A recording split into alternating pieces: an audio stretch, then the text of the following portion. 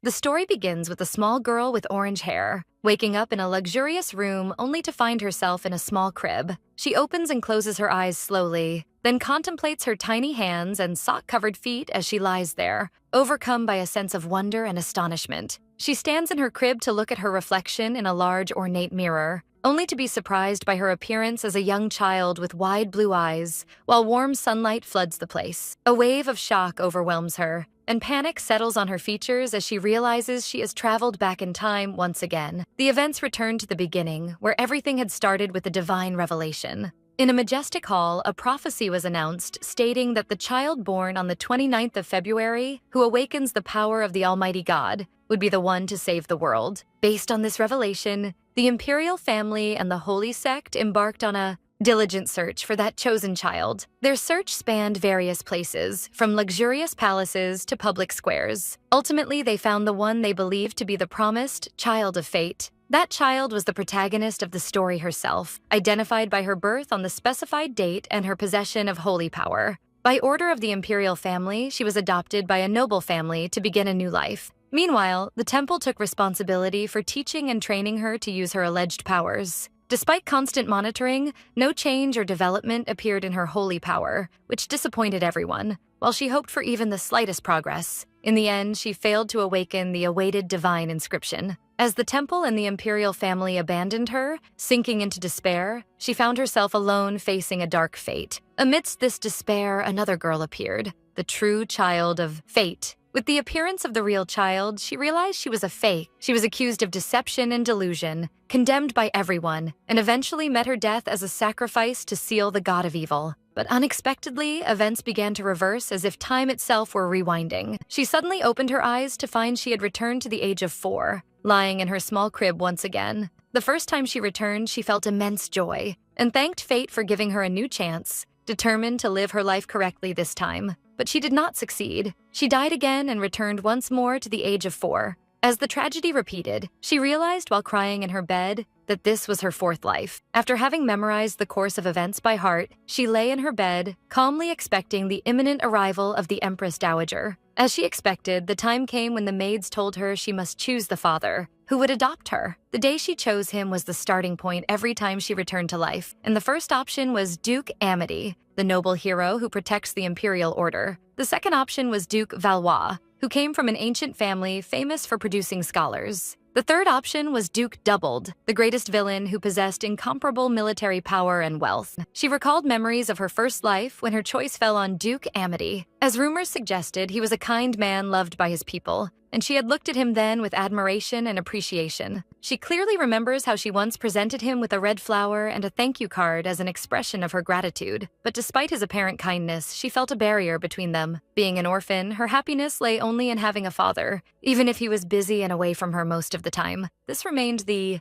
case until Mina, the true child of fate, appeared and expressed her deep admiration for the Duke. The Duke adopted her immediately, as it was said she greatly resembled his late first love, becoming his new daughter. Soon the two became very close, with Mina boasting about being the Duke's daughter. Thus, the girl found herself completely alone and outcast by everyone. Things deteriorated further when she found herself behind prison bars, screaming her innocence against the charge of attempting to poison Mina. But no one believed her. Instead, she was described as a lying monster. After being falsely accused, her adoptive father came to express his disdain for her. With a cold gaze, he demanded she become a sacrifice if she were truly repentant. He ordered her to make a noble sacrifice for Mina and the entire world. Thus, she faced her first death, where the Grim Reaper welcomed her. Then she returned to life again, waking up terrified in her bed at the age of 4. Now, in her 4th life, she considers her options, wondering if she were mad to return to the Amity family after all she had suffered. So, she remembered that in her 2nd life, she chose Duke Valois, who welcomed her along with his family, but his kind appearance was deceptive. He was a bad person,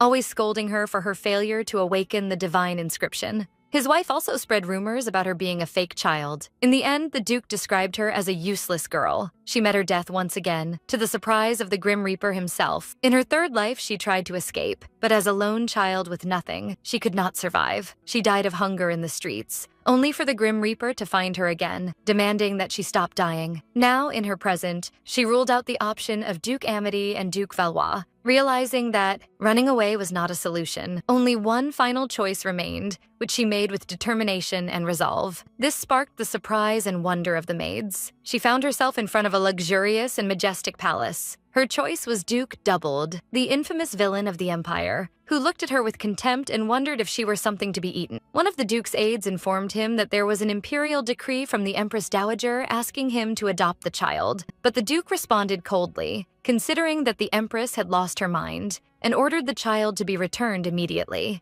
Despite his refusal, she was brought before him to look at the man named Theodore Doubled, that villain who is said to possess the greatest wealth in the Empire. She admired his breathtaking beauty, giving him a full score, and wondered to herself why such a handsome man remained single all his life after his wife's death several years ago. Meanwhile, the Duke's aide tried to persuade him to accept the child, hinting that this might be an opportunity to mend relations with the Holy Sect, and that refusing the Empress Dowager's request might complicate things later. But she knew the aide was wrong. Through everything she had learned about him, she knew for certain that threats from the papacy or the Empress Dowager would be of no use to him at all. She had to find a way to survive here. She had chosen this family intentionally for its vast wealth and because she believed they would not care about her, which served her plan. Her plan was to collect money and then flee the entire empire. Her true goal was exile, where she imagined herself relaxing on a tropical beach at sunset, happy to have escaped that chaotic country. To collect the necessary funds for exile, she realized she must cling to Duke Doubled with all her might. To achieve this, she decided to offer him valuable information, so she struggled to utter a phrase warning him of a sudden tax audit that would occur on the 7th of December. But because of her childish pronunciation, the Duke and his aide did not understand what she was trying to say, which frustrated her. She felt despair as her growth was slower than other children, affecting her speech, and that information was her only trump card for survival. Suddenly, the Duke grabbed her and lifted her to his eye level, repeating her words clearly and asking about an unannounced tax audit on December 7th, which greatly surprised her because he understood her. In an attempt to hide her shock, she placed her finger on her lips and whispered that it was a secret. She wished in her heart that her plan would succeed this time. She hoped he would see her usefulness and silently pleaded with him to adopt her. Later, the Duke asked his aide about the progress in organizing accounting records, but the aide seemed skeptical, wondering why the Duke would believe information from a 4-year-old child. The child realized the gravity of the information she provided. Huge losses would befall the Doubled family because of this audit, which was enticing enough to catch the attention of a Duke like him. In a sharp tone, the Duke wondered with a piercing gaze whether it was normal for a 4-year-old to know a term like unannounced tax audit. The terrified aide replied that he would check into the matter immediately, while waiting anxiously, wondering if her plan had succeeded or not. The Duke sat on his throne and remarked that he smelled a scrawny, sick filly, then ordered a bath to be prepared for her. Terror filled her heart, fearing this was a prelude to washing her and sending her back from where she came, and that her information was not enough to convince him. In a moment of despair, she ran toward him, ignoring the aide's surprise. Then she jumped and clung directly to the Duke's leg. He looked at her in shock and asked what she was doing. She responded with a bright smile and open arms, asking him to carry her. The Duke grabbed her coldly by her clothes, asking her not to make a fuss. But inside she was screaming in fear, refusing the idea of death and returning in time once more. She resolved that she would eat only a little and would never allow herself to think about obtaining love. Then she hugged the Duke tightly, expressing her admiration for him in her childish accent. She clung to him, pleading for him to let her stay. As she hugged him, she hoped in her heart that he would fall for her trap and accept her staying. These events take place in the vast Wizentra Empire, which possesses the widest lands in the world. In this empire, there were 3 great powers at the top of the pyramid. The first was the official state religion, Nereid. The second was the ruling imperial family. The third was the 5 great ducal families. But this triple balance of power was destined to witness a radical change when she reached 15 years of age, where one family would emerge to push aside the 5 ducal families and become one of the main pillars of power in the empire. In the midst of this mighty family, she found herself currently residing as an honored guest. She felt relieved that she was not expelled and was allowed to stay in the castle for the time being, but she realized that the next step was the most important to ensure her survival. In one scene, she was talking to the Duke's followers who seemed confused, wondering what she meant by hat uncle. With a childish smile and stuttering pronunciation, she explained to them that what they were looking for was located in the ancient Auric-Alchem plains. Shock and confusion appeared on the men's faces at her incomprehensible words, but soon their confusion turned into enthusiasm and admiration.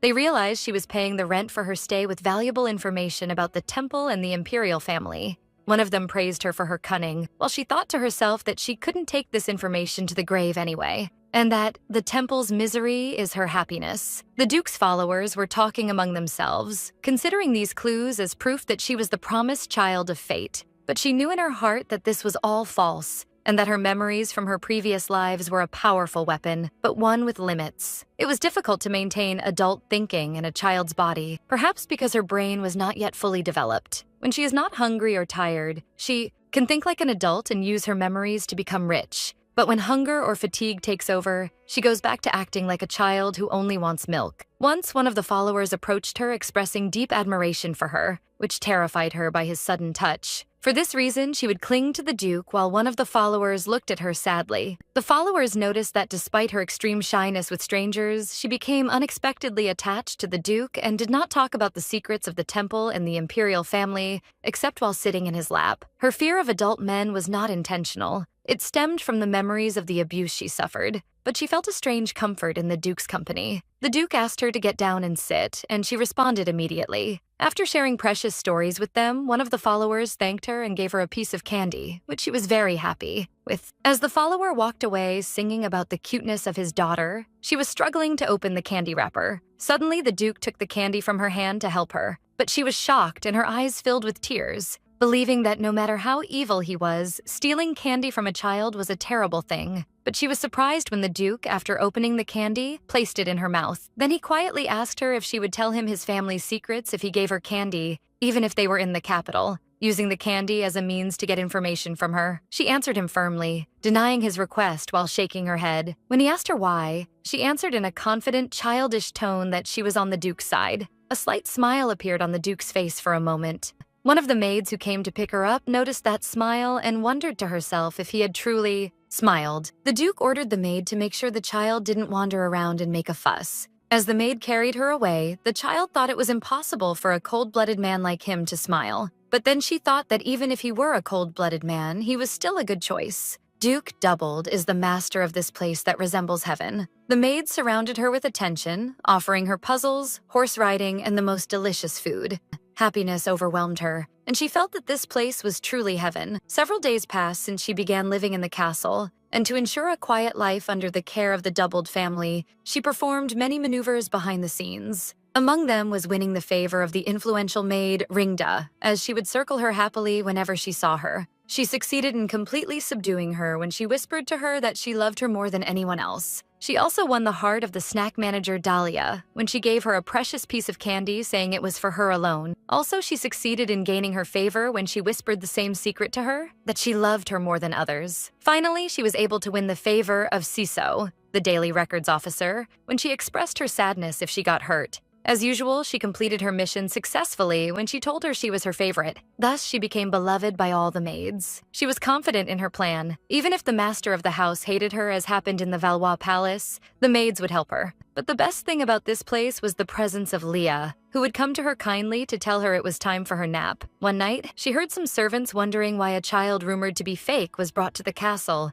and that her divine power was extremely low. But Leah interrupted them angrily, scolding them for their insolence in speaking ill of a child. She realized then that Leah was kind to her even when she did nothing to win her favor.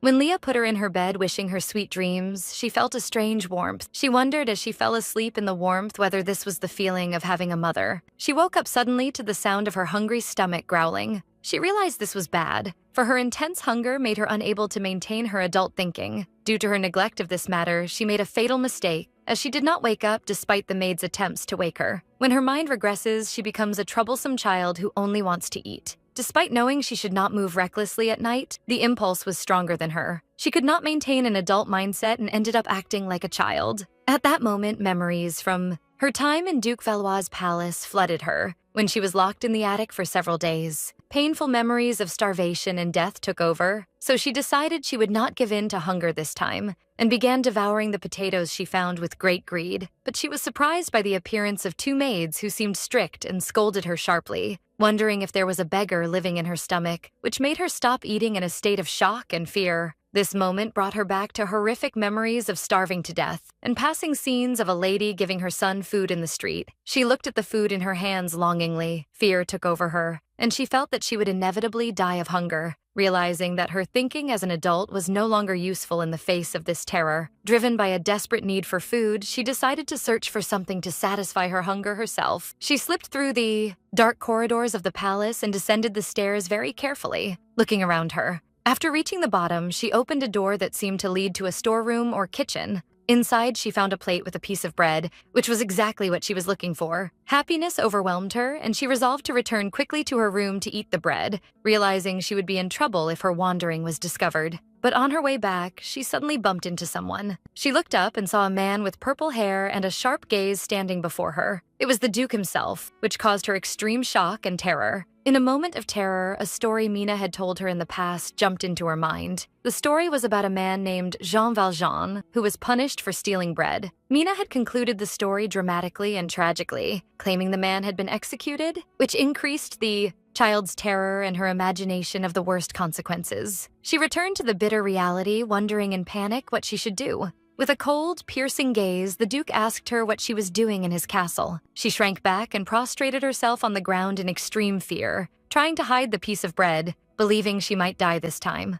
The Duke wondered about her cleverness despite her young age and whether she truly was the child of fate. She answered him in a trembling and broken voice in the affirmative, but he responded coldly, saying he hates liars, especially those who feign innocence with weak lies about being on his side. He added in a threatening tone, wondering about the best way to deal with a rat like her. The child collapsed in fear, crying and apologizing, declaring she had done wrong. The man strictly asked her what she had stolen. She answered while trembling that she had stolen something. The Duke began guessing what she had stolen, wondering if it was money or a holy artifact, but she kept shaking her head in denial while crying. Then he wondered if it were military secrets. He shouted at her angrily to speak out what she had stolen. With great hesitation, she raised the piece of bread she was hiding and tried to utter the word, bread. The Duke looked at the piece of bread in shock. The child found herself in the presence of the Duke, who sat with dignity, while she ate the piece of bread she had found, and the maid stood behind her anxiously. Leah, the head of the servants, explained to the Duke that the child had fallen asleep early and missed her meal. So the Duke concluded from the situation that,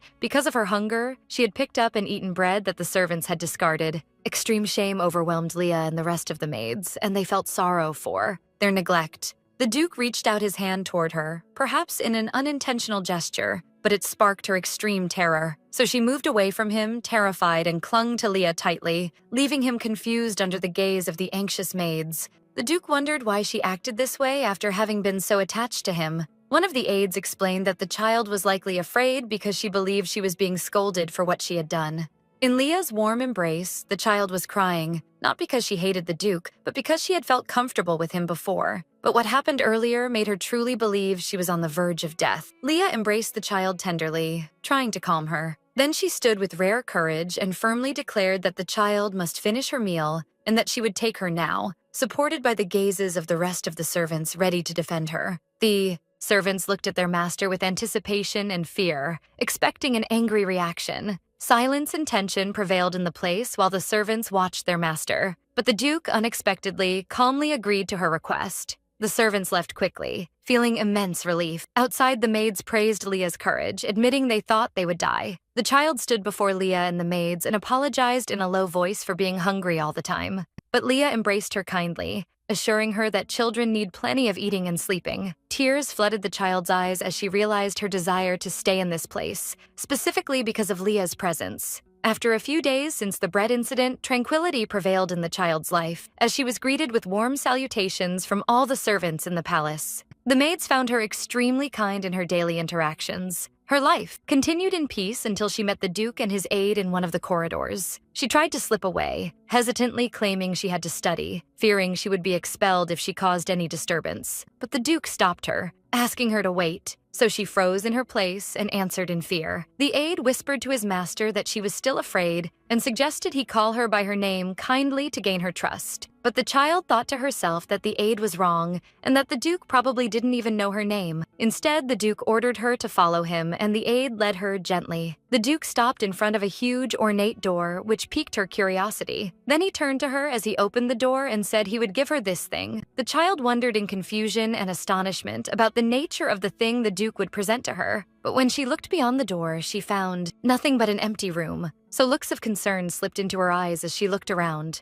In a moment of terror, the worst-case scenario came to her mind. She imagined that the Duke was ordering her to be locked in that room so she wouldn't cause any more trouble. So her body trembled with fear because this wasn't what she was seeking. The Duke and his aide noticed her condition, so the Duke asked why she was trembling, and the aide replied that he believed she must still be afraid. The Duke looked at her with a calm gaze, then called her by her name for the first time. LeBlaine. A huge shock hit her. The Duke had known her name all along, which was something she never expected. Then he reached out his hand to her, holding a shiny piece of candy, and told her there was plenty of it inside. Her fear turned into wonder and joy as she looked at the candy in his hand. When she looked inside the room, she discovered it wasn't empty at all. Rather, it was a real treasure full of all kinds of candy and baked goods. From her immense happiness, she found herself falling into a sea of sweets that covered the entire floor of the room, and she began devouring the candy with great happiness, while the Duke and his aide looked at her in complete astonishment. She realized she had completely lost her mind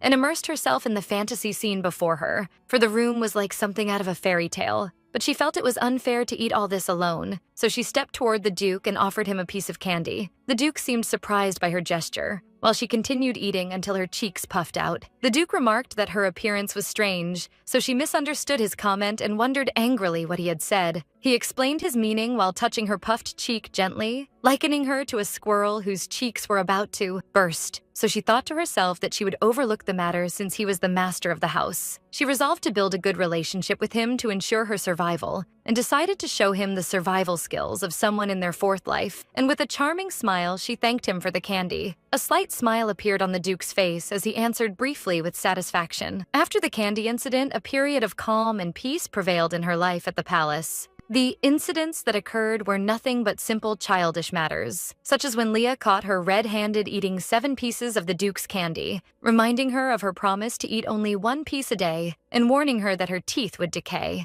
On another occasion, she received a gift from one of the old followers, which was a cute bag in the shape of an elephant, sparking her joy as she ran around with it, happily announcing to the maids that Grandpa gave it to her. She considered the bag perfect for her future escape bag, so her life was full of such simple moments. But one day, she found herself wondering why the maids were taking extra care in decorating her and putting an elegant ribbon in her hair. Leah told her with a warm smile that today was the date of her official presentation to the Duke's followers. The maids expressed their excitement and told her the place would be teeming with people, and that there was also a child the family planned to sponsor, which might give her a chance to make a friend. And the word sponsorship piqued her curiosity. The sponsorship system was ostensibly a traditional project for social contribution among noble families, but she knew its reality was different. It was essentially a system for discovering talent, aimed at raising gifted children to become the ideal individuals the sponsoring family desired. The children included in the sponsorship received various forms of support, such as education and the tools necessary for developing their talents. This sponsorship system granted the chosen children a systematic education based on accumulated data, in addition to the chance to integrate into the high society built by the sponsoring family. Furthermore, the children received massive financial support, and for this reason, the more powerful the sponsoring family was, the more seeking and competition there was to obtain its sponsorship. At present, even the children of rural nobles could obtain a sponsorship opportunity by high-level nobles. While Leah was preparing to escort her, LeBlaine was thinking that the child a powerful family like Doubled would sponsor must be someone amazing, wondering to herself about his identity. She walked with Leah in the luxurious corridor, and as they approached the reception hall, Leah pointed to his presence. He was a blonde-haired boy named Jude, receiving the attending nobles gracefully, greeting them by their names and titles accurately, which sparked their deep admiration for his early intelligence. LeBlanc felt she had to leave a good impression as well, so she stepped forward and gave a greeting with a bright, childish smile. She succeeded in drawing the attention of the nobles who were impressed by her cuteness, expressing their surprise at this beautiful child who was so good at giving greetings. But when her eyes fell on the boy, Jude, clearly a violent shock hit her. For this boy, she recognized him immediately. His innocent features hid a wicked smile, and she remembered he was one of the worst people she had ever met, Marco Jude. Her memory went back to her second life when she was the daughter of Duke Valois and joined the academy. There, one of the professors summoned her to his office. That was Jude praising her. Excellent grades in that semester. But his motives were wicked. He was harassing her relentlessly, coveting to become the son-in-law of Duke Valois, and his behavior was extremely disgusting. She could no longer bear his actions, so she decided to report him. But he turned the tables on her and accused her of being the one who seduced him. He tried to convince others with weak arguments, wondering why she didn't report him from the beginning if she were truly bothered. But at that time, she didn't understand what was happening at first. And she never imagined that a man 10 years older than her and her professor could carry such ill intentions. It reached the point that he scolded her, saying that if she truly hated it, she would have screamed and that she must have enjoyed it. The truth was that she felt so terrified that her body froze and she couldn't even scream. In the end, her protests were ignored, and his only punishment was a deduction from his salary for only 6 months. While she was branded with immodesty and expelled from the academy, finding herself alone outside the gates carrying her bag. Back in the present, she was listening to Jude speaking confidently before the nobles, so anger burned in her chest, and she felt a strong desire to slap him. But she tried to calm herself down, reminding herself that he was still just a child, and that she would look crazy if she hit him because of actions he would commit in the future. Jude continued boasting, claiming he had devised some equations with his teacher, which impressed the attendees who found the matter amazing. But she knew in her heart he was a liar. He was known for his stupidity in the academy, and she remembered how he would resort to his father to solve his problems for him. She concluded that just as in the academy, his parents must have paid a real genius to devise those equations for him. She was forced to sit next to Jude on one sofa, which increased her tension. He looked at her with a cunning smile and asked if she saw what he saw, so her confusion increased. While he was looking around to see if anyone was listening to them, Jude approached her and whispered in her ear insulting words, saying that a fake person like her could never defeat him. His words sparked her confusion, and she wondered if this child truly felt threatened by a small child, only to realize he thought she was a competitor for the sponsorship opportunity. She decided to ignore him at first, trying to maintain her calm and think about other things. But he continued harassing her, saying he heard she was a pathetic child and that the Empress Dowager was the one who threw her in the doubled trash can. Then he added with a wicked smile that she was trash just like them. His words brought her back to her weakness in her previous lives, where she was foolish and naive, afraid of the world she was thrown into alone. She couldn't respond to the insults and would only lower her head, but she was no longer that weak girl. The person who died 3 times and is living her 4th life now is completely different. So in a sudden and swift movement, she punched his face hard. Shock hit all the attendees, from the servants to the nobles. She didn't stop at one punch. Rather, she continued delivering consecutive punches to his face, until she eventually knocked him to the ground. While the maids celebrated her victory as if she were in a boxing ring, Jude's father stood up, shocked by what happened, wondering about the meaning of this behavior. He rushed to his son to ask if he was okay. Jude tried to justify the situation to his father, claiming that crazy girl had attacked him suddenly. LeBlanc interrupted him while pointing her finger at him and shouting in her childish accent that he was a bad boy. The attending nobles were surprised by her words and didn't understand what she meant, so she explained loudly that she was here because doubled is trash, which was understood as she came here because Jude said the doubled family is trash. Silence and calm prevailed in the hall while Jude's father was trying to calm his son, and the servants were looking at her. LeBlanc began feeling anxious, wondering if she had made a mistake, fearing the Duke would get angry and consider violence behavior unsuitable for an aristocrat. But she was surprised when she saw the servants and followers crying from being moved, considering she had gotten angry for their sake and that she was a true angel. Their reaction puzzled her, for all she wanted was to hit Marco. Meanwhile, Jude was shouting, denying what she said, claiming it was impossible that he would say something like that, and that she was lying. Here, Duke Doubled intervened with a cold gaze, wondering about that thing, and how he dared insult a child under his protection. Jude's father tried to remedy the situation, claiming it was just a slip of the tongue from his son because of his frustration. He added that it was impossible for his son to refer to the doubled family in this insulting way. The Duke looked at Jude coldly and said he would give him a chance since his father insisted on that. Then he asked him with a terrifying threat whether he could swear to the truth of his words, even if he burned his thighs and plucked out his eyes, and that if he did that, he would overlook the disturbance he caused in his presence. He added that if he couldn't prove his truthfulness, the matter wouldn't end with him alone, which hit Jude with extreme terror. Then the Duke asked him again in a calm and terrifying voice if his child was lying, or if she was telling the truth. The cunning Marco couldn't withstand the prestige of Duke Doubled, and he began stuttering, trying to tell the truth. Leblin watched the situation with confidence, knowing that it was impossible for Jude to dare lie in the Duke's face. Indeed, Jude tremblingly confessed that what Leblin said was the truth. His father was terrified by his confession. Then the father fell to his knees before the Duke, pleading for mercy and admitting that he had committed a sin deserving of death. But the Duke coldly ordered the guards to get rid of them, referring to the father and his son. Thus, they were dragged away by the guards while screaming for mercy. The scene was majestic, as the child stood confidently against a boy larger than her in size, explaining the situation calmly, which earned the admiration of the Duke's followers. But they did not understand the truth of what had happened, and they imagined a scenario of their own. They thought that Jude had bullied her, and that as a guest in the palace, she could not stir up trouble, and that she endured his personal insult, but she could not endure his insult to the Doubled family. So they imagined her bravely defending the family's honor. She looked at them with an innocent smile, realizing that this was what they believed, and decided to take advantage of the situation, even though her conscience pricked her a little. She looked on the bright side as she had succeeded in leaving a good impression on the Duke's close assistants, and she wondered as she sat on the Duke's lap whether she had left a good impression on him as well, for he had defended her in the end. She was surprised when she found one of the assistants stroking her hair, commenting on her cuteness, so she recoiled in fear. The followers noticed this and talked among themselves about her shyness around adult men and how she only allowed the Duke to carry her, concluding that this was due to her great love for him. One of the assistants felt happy because he was so beloved, commenting that she only smiles for the Duke. The rest of the followers joined them, expressing their intense envy of him, and how those who have everything never know the sorrow of those who have nothing. But the Duke commented with a sly smile that it was annoying,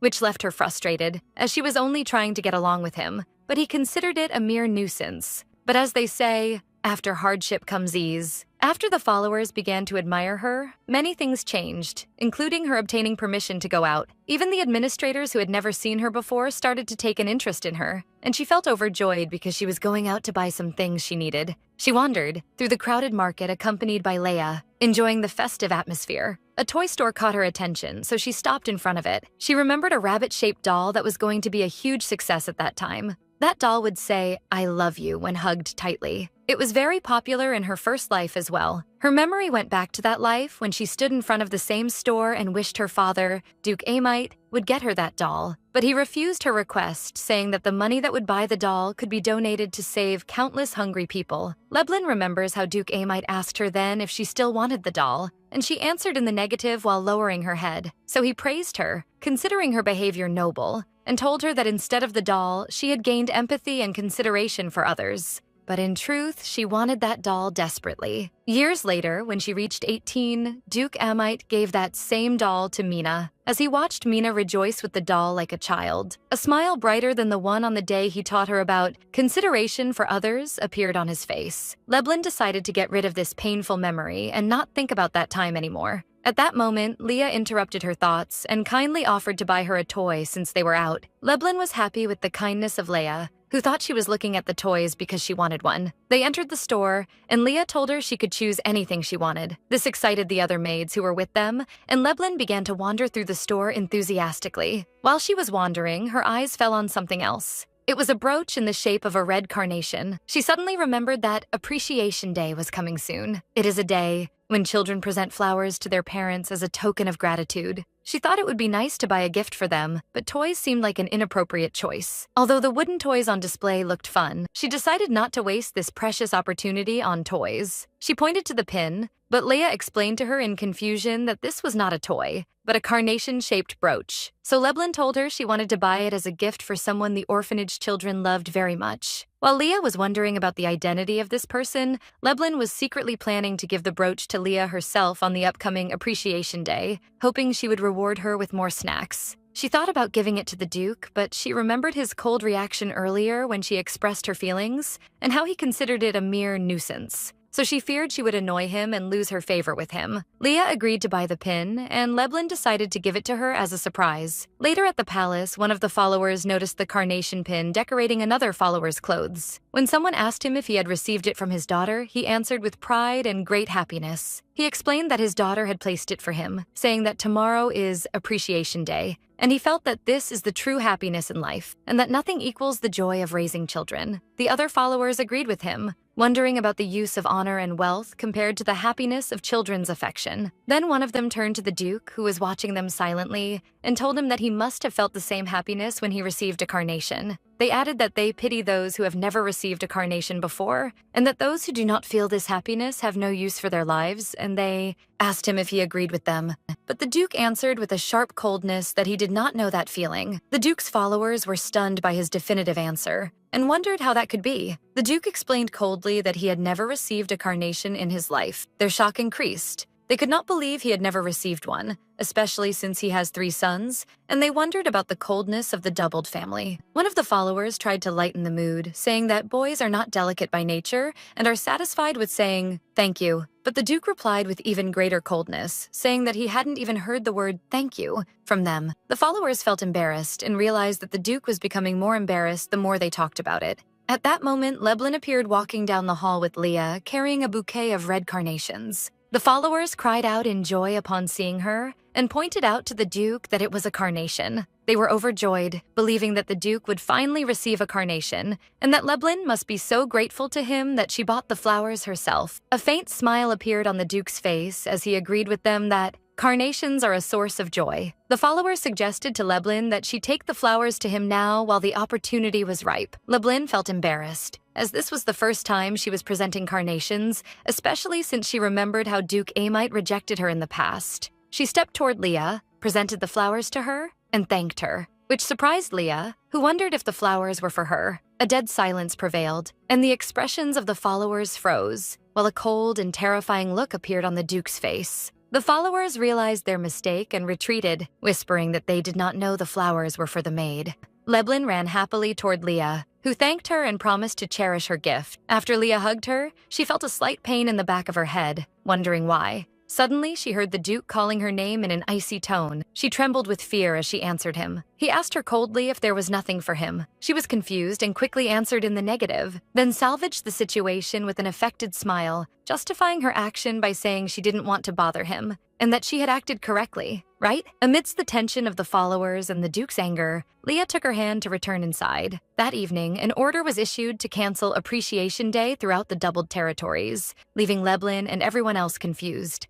Days passed and Leblin was enjoying her time in her room. She was watching Leah from afar and noticed that she loved the carnation pin she gave her very much. She had been carrying it with her carefully for several days. One day, an assistant came to her and asked if she would like to go to the Duke's office. She jumped up enthusiastically and agreed immediately, for today was the set date to inform the Empress Dowager about her well-being. The assistant noticed that she seemed energetic today. As she walked with him, the maids bid her farewell, wishing her a safe journey. When Leblin entered the Duke's office with the assistant, she noticed a strange box and asked about it. The assistant told her that they were organizing the gifts presented to the Emperor on the occasion of his birthday, so she remembered that at this time every year, nobles were crazily busy preparing gifts. Even Duke Amite, who did not care for small gains, was keen to present a decent gift, as was Duke Valois, who went so far as to borrow money to exaggerate the preparation of gifts. Valois spent lavishly on such occasions, but he was extremely stingy in other matters, especially with her. She remembered how she once, out of ignorance, bought an expensive ink pen. He beat her violently and called her a parasite living at the expense of others. Then he dragged her by her hair and ordered her not to think about leaving the attic for a while. She remembers hearing Duke Valois' children talking behind the door,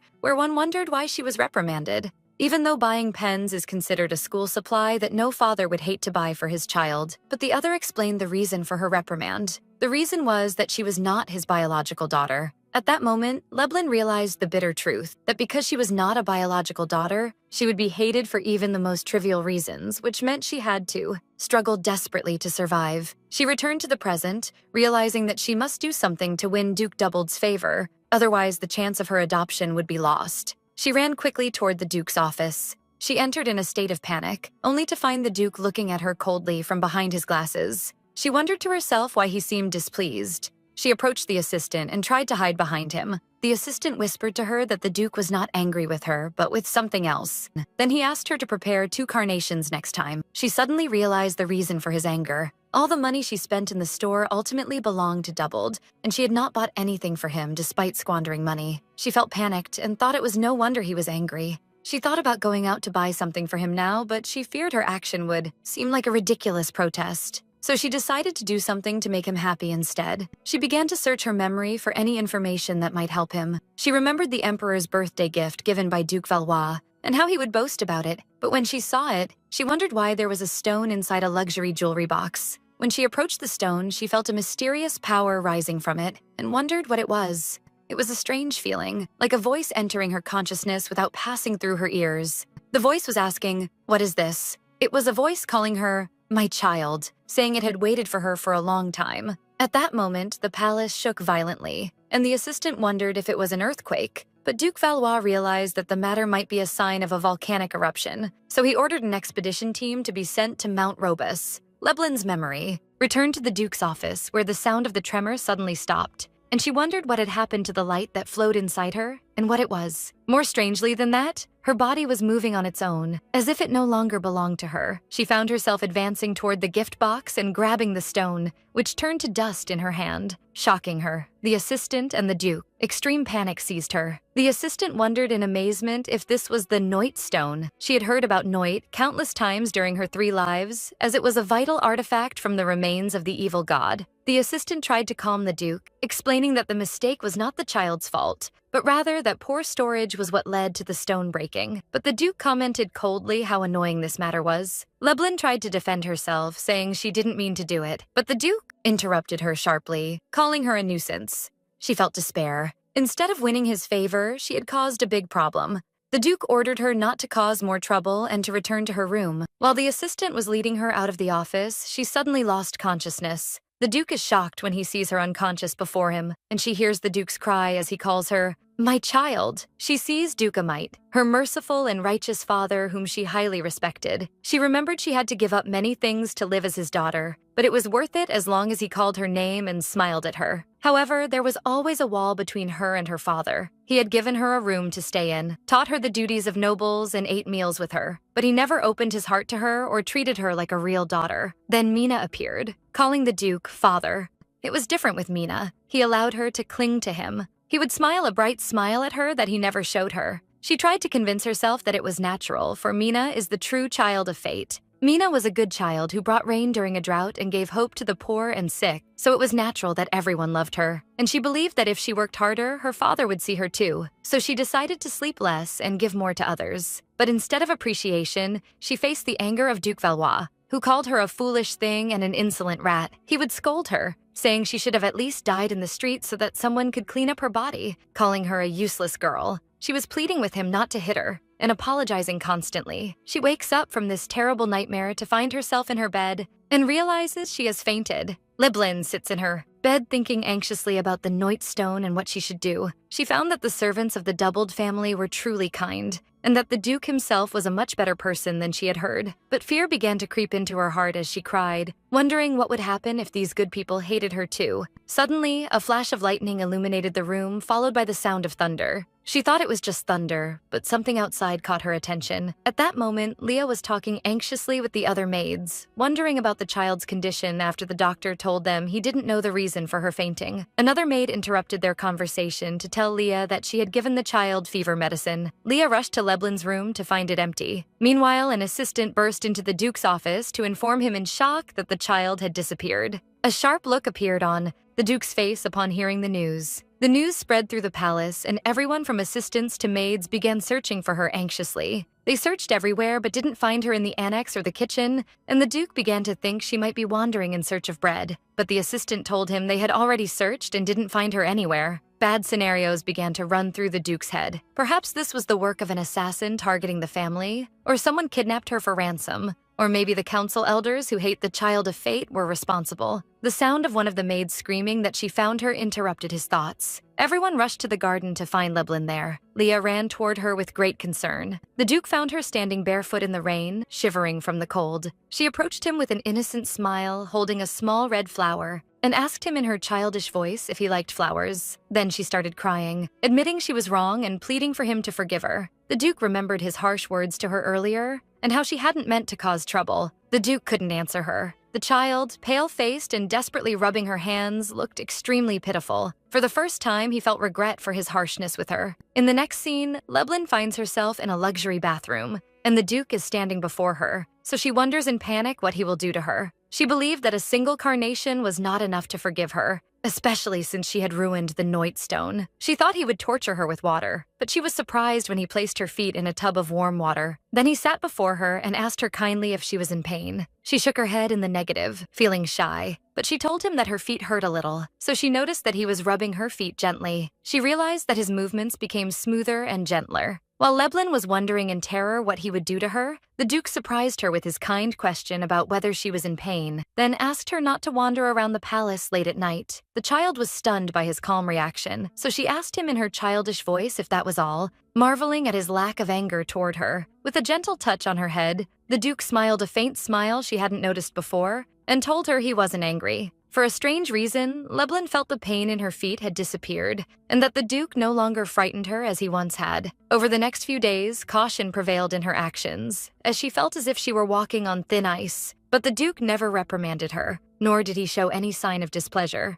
More than that, he did not get rid of the flower she gave him, but placed it in a vase on his desk. Leblin was puzzled by him, wondering about what he was truly thinking, and why he didn't get angry with her but kept her simple gift. This behavior was very strange for Duke Doubled, a man famous for having annihilated an entire tribe just because he was displeased, but now he was eating meals with her. Meanwhile, the maids interrupted her thoughts as they called her. Leblin turned to them in childish confusion. The maids excitedly told her she had to prepare to receive the merchants, and asked if she wanted to come with them, assuring her that there were many wonderful things that would be fun to watch. Leblin immediately realized that the Duke was buying these items to present to the Emperor as compensation for the Noit stone she broke, so she happily agreed to the idea. The maids told her the merchant's arrival would take some time and suggested she go to the library in the meantime, which seemed like a great idea. Leblin agreed very enthusiastically. When she arrived, she was awestruck by the size and beauty of the library, so Sishu asked her to choose a book. The maids began showing different books to her. Ringda presented a book on social life hacks titled 101 Ways to Scam, while Dahlia presented a book titled Beat Everyone Who Deserves to Be Beaten to Death, insisting that this was the truly good book. Sishu criticized this violent choice and chose a book about moneylenders for her. But the maids entered into a chaotic argument about books inappropriate for children between illegal scamming and violence. Leblin was still pretending she couldn't read yet, so she decided to choose a book with a beautiful-looking cover. While she was wandering between the shelves, a strange book without a title caught her eye. She noticed its condition looked old and different and wondered about the existence of such a book in the library. She opened the book to find texts written in an ancient language inside, but she was able to understand its content, which talked about the greatest achievement of the founding emperor, Fredwar, which was the defeat of Ivan, one of the followers of the evil god. According to Ivan's records, there were two necessary conditions for manifestation of the evil god's powers. The first condition is contact with a holy relic, which is considered the key to awakening the latent power. The second condition is obtaining a medium, which allows for the use of that power. Leblin wondered to herself about the truth of this book. While she was thinking about these two conditions, she felt a bad feeling. She wondered why the matter had to be linked to the evil god. The book explained that the guardian god of the empire, the righteous, Nereid, was the one who sealed the evil god, the origin of all evils, in order to protect humanity. However, over time, that seal began to weaken gradually. Painful memories returned to Leblin as she read, as she remembered that to reseal the evil god, the power of Mina, the true child of fate, was required, and that she was the one presented as a sacrifice in those sealing rituals. The rituals were so painful that she wished they would kill her quickly to end her agony. One of the maids interrupted her dark thoughts by asking anxiously about her condition,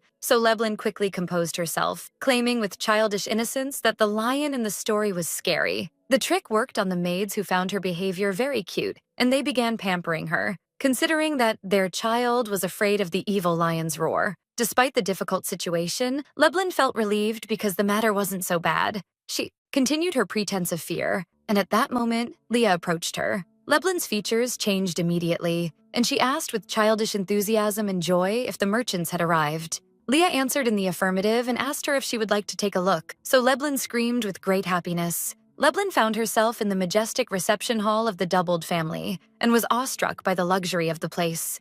A huge tapestry hanging caught her attention, so she realized it must be the tapestry of the founding emperor, and as she had heard, it was written in an ancient language. She remembered that this tapestry was obtained by Duke Doubled after his conquest of the Land of Ice. The imperial palace itself coveted it, but they were unable to wrench it from the hands of the Doubled family. Thus, the tapestry became a symbol of the family's military power. Nobles who admired it imitated it and decorated their halls with tapestries, though most of them ended up just imitating the idea. While she was admiring the place, the merchant Turba and his men entered and paid their respects to the Duke. Panic struck Lublin, and she wondered in terror why he was here. Turba stepped forward, expressing his great honor at being summoned, so Lublin remembered he was a self-made figure. One of the Duke's assistants told him they needed a piece to replace the Noit stone, so Turba responded confidently that there is no one who deals with pieces comparable to Noit better than him. But Lublin knew his truth. He started as a slave in a collapsed nation, then became a merchant sought by top nobles. But in truth, he was a con artist who sold fake paintings to the imperial family. The matter caused a huge stir when it was later revealed that he had committed many scams even before that. Leah noticed her anxious looks, while Lublin wondered anxiously if he was planning to deceive the Doubled family as well. Turba recommended an artifact, and when asked about it, he revealed a stone tablet engraved with ancient writing. He explained that this stone tablet had a prophecy descend upon it in ancient times. One of the Duke's followers commented that a tablet bearing a divine prophecy would be treated as a holy relic, which is better than an artifact of an evil god. Another suggested that it would be a perfect gift for the Duke's coming-of-age celebration. The Duke asked him if he was sure it was a tablet upon which a prophecy descended, so Turba confirmed that there are records of a similar piece in historical texts,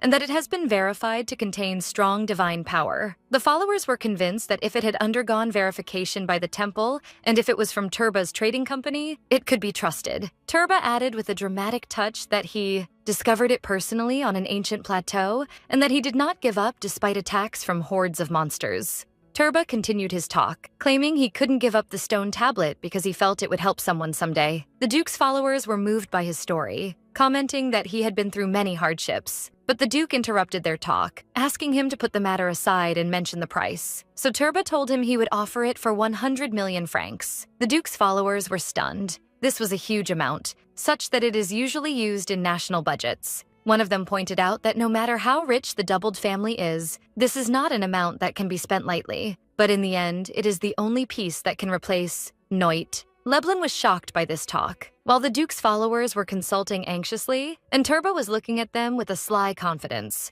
Lublin decided to reveal his truth. Suddenly, Turba saw her and welcomed her enthusiastically as the child of fate, inviting her to come closer and take a look. Lublin stepped toward the stone tablet, while an assistant tried to stop her for fear it might be damaged. But she sat before it, dazzled by its outward beauty. Turba asked her if she felt the power of the gods, while one of the followers warned her not to break it. Then Turba added with a cunning suggestion that since she is the child of fate, perhaps she can read the ancient language. An assistant mocked him, wondering how a child who doesn't speak the language of the empire yet can interpret an ancient text. So Turba had to claim he was joking. But Lublin surprised everyone when she began reading the inscription in her childish voice, saying that Notu worked hard all his life for his family, and that he rests here in peace. Shock struck Turba and the followers alike. Then she pointed her finger at him, wondering if he was stupid, for everything is written here clearly, and described him as a con artist, and that this tablet is nothing but a tombstone. One of the followers wondered in confusion about how she read the stone's contents. Lublin knew that the ancient language was difficult to read even for senior members of the temple, because only a few characters had been deciphered. But she also knew that 10 years from now, a living interpretation of the ancient language would appear. Although very few would be able to read it even after that because of its complete difference from modern writing, she knew that by the time of her death, there would be only 3 people who had learned the ancient language. They were the future crown prince, Adrian Luerg, and the eldest son of Duke Doubled, Johann Doubled, and herself. Therefore, Turba's claim That he had extracted it from the ancient heights was a lie from the beginning, for the Kalisys cemetery was located in the exact opposite direction of the ancient heights. One of the followers asked in shock if this was really what was written, and that she can read the ancient language, and that this is not a prophecy tablet but a tombstone. So Leblin answered in the affirmative with an innocent smile, while Turba screamed that this was impossible. Turba's words stunned one of the Duke's followers, so he asked Leblin if what she said was true. The child answered with childish confidence that she could do it. One of the followers leaned toward her and asked her how she learned that, for Leblin had prepared an answer to this expected question. She answered innocently that the words simply appear to her, taking advantage of the fact that she is still a child of 4 years old. The trick worked on the followers who found it cute, and they concluded that the text might read itself, and that it is unthinkable that a child of this age would lie. This was the answer Mina had used in the past too, for when she was asked how she read ancient texts, she would simply answer that they appeared to her, without knowing why. Everyone believed her then, considering it proof that she was the true child of fate who carries the power of the gods. Through that experience, Leblin learned how to exploit the title, Child of Fate, especially since she still technically holds it. Turba interrupted the scene with an angry scream, calling her a liar. He claimed he had proof of the truth of his words, and that the temple would verify that. Then he mockingly wondered how she would prove that she can read the ancient language, considering this the real problem. But Leblin replied coldly, accusing him of making the whole thing up, while the followers were whispering in confusion. Turba continued his challenge, saying that the only person who could write the ancient language was the founding emperor. So how could a child like her do that? But Leblin knew that her situation was completely different from Mina's, as she is a child of fate being questioned. So she stepped toward the founding emperor's tapestry and began reading the ancient inscription on it in her childish voice, saying, "Blessing upon the one who carries the message." Then she continued reading the founding emperor's full name, Fred Anisis Semin Kaliard. Shock struck the Duke himself, for this was the true name of the founding emperor. The followers were stunned, wondering if this was his true name, and that his middle name is Semin. The Semin tribe was a people said to have been created by the evil god. It is a tribe the mere mention of which has become taboo now. If it were known that the founding emperor had been born from a cursed tribe, it would have been catastrophic. Therefore, the imperial family chose to hide his origins and erased his middle name from all records. For this reason, no one knew his true name except for a very few people, mainly the imperial family and a few high-ranking nobles, such as Duke Doubled. With a bright smile, Leblin explained that her reading of his true name is conclusive proof that she read the truth. The followers had no choice but to believe her, wondering if she was truly the child of fate. One of the assistants commented that he thought she was just smart, but this matter goes much beyond that. Then another follower pointed angrily to the fact that this means Turba had deceived them. Turba collapsed from fear, claiming he had risen to this position in the name of the gods. But the Duke replied with a sarcastic coldness, commenting on the absurdity of the situation, where he demands proof from a child while invoking the gods when faced with a question he cannot answer. Panic seized Turba as he stammered. Leblin looked at him with feigned sympathy, fully aware of his feelings, and whispered for him to run, noting that the Duke had been indifferent to her lately and might already suspect something. At that moment, the Duke remarked that it seemed he had been too lenient recently, to the point where even insects were trying to crawl upwards. He then ordered one of his aides, North, to take this so-called chosen of the gods to the dungeon. As he was leaving, the Duke ordered him to bring a clear answer regarding that stone tablet, even if he had to rip open his stomach to see if there was any divine will inside. North agreed. Turba tried to protest, but he soon collapsed and confessed everything even before the investigation began, begging the Duke for mercy and admitting he had committed a mortal sin. He confessed that he had deceived them because he needed money. He had to obtain a certain holy artifact to deal with the Pope, and its price was astronomical, which drove him to seek funds by any means. Leblin wondered what kind of artifact could drive him to such reckless fraud. That thing was Étoile, the artifact that allowed Mina to possess immense power, and which in itself is considered proof that its bearer is the child of fate. But Leblin noticed its color was different from Mina's Étoile. Mina's was platinum, while this one was gold, and even the jewel at its tip looked different. Leblin realized in shock that this was not the Étoile kept by the temple. A cunning smile appeared on the Duke's face. A second étoile had appeared. North immediately understood why Turba had gone mad. The étoile was the sacred symbol of the Nereid religion, and he wondered about its current location. North informed him it was at the bottom of the sea, but there was a problem. It did not lie within imperial waters. Rather, it had crossed into the territorial waters of a foreign continent by exactly 10 meters. The Duke understood that this was why the sect could not move directly. Nereid, being the state religion of the empire, could not intervene there, as it would spark a war. Leblanc realized that Torba planned to trade the étoile with a foreign king, explaining his need for such a huge sum. The Duke confirmed they must secure an artifact like the étoile, so North asked if he would negotiate with the foreign king. But the Duke replied mockingly, wondering why they would go through all that trouble when they could simply start a war. The assistant responded enthusiastically that he would prepare immediately. Leblanc was impressed by this stunning solution and decided never to mess with them again. North thanked Leblanc, considering all of this to be thanks to her. The child was puzzled by his words, so he explained that they found the second étoile as a result of the collapse of Nuit. Leblanc wondered if it was truly worth all this effort. She also wondered if the Duke felt the same way, so she decided to test it.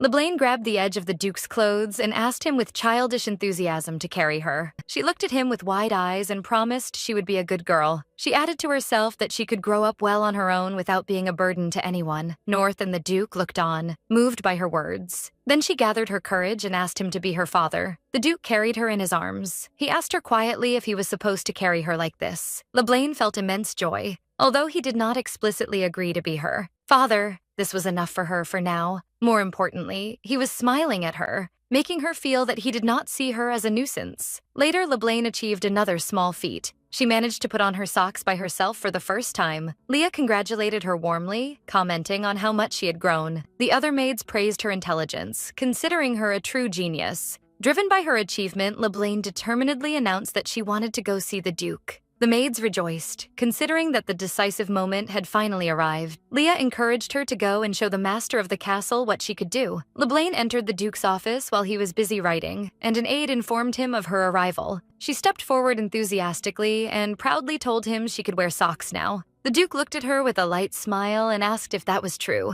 Leblanc felt confident. It seemed the Duke no longer hated her as before, and he had even embraced her last time. She realized that if she played her cards right, she might be able to finalize this adoption deal. She had to prove she wasn't a child who always needed help.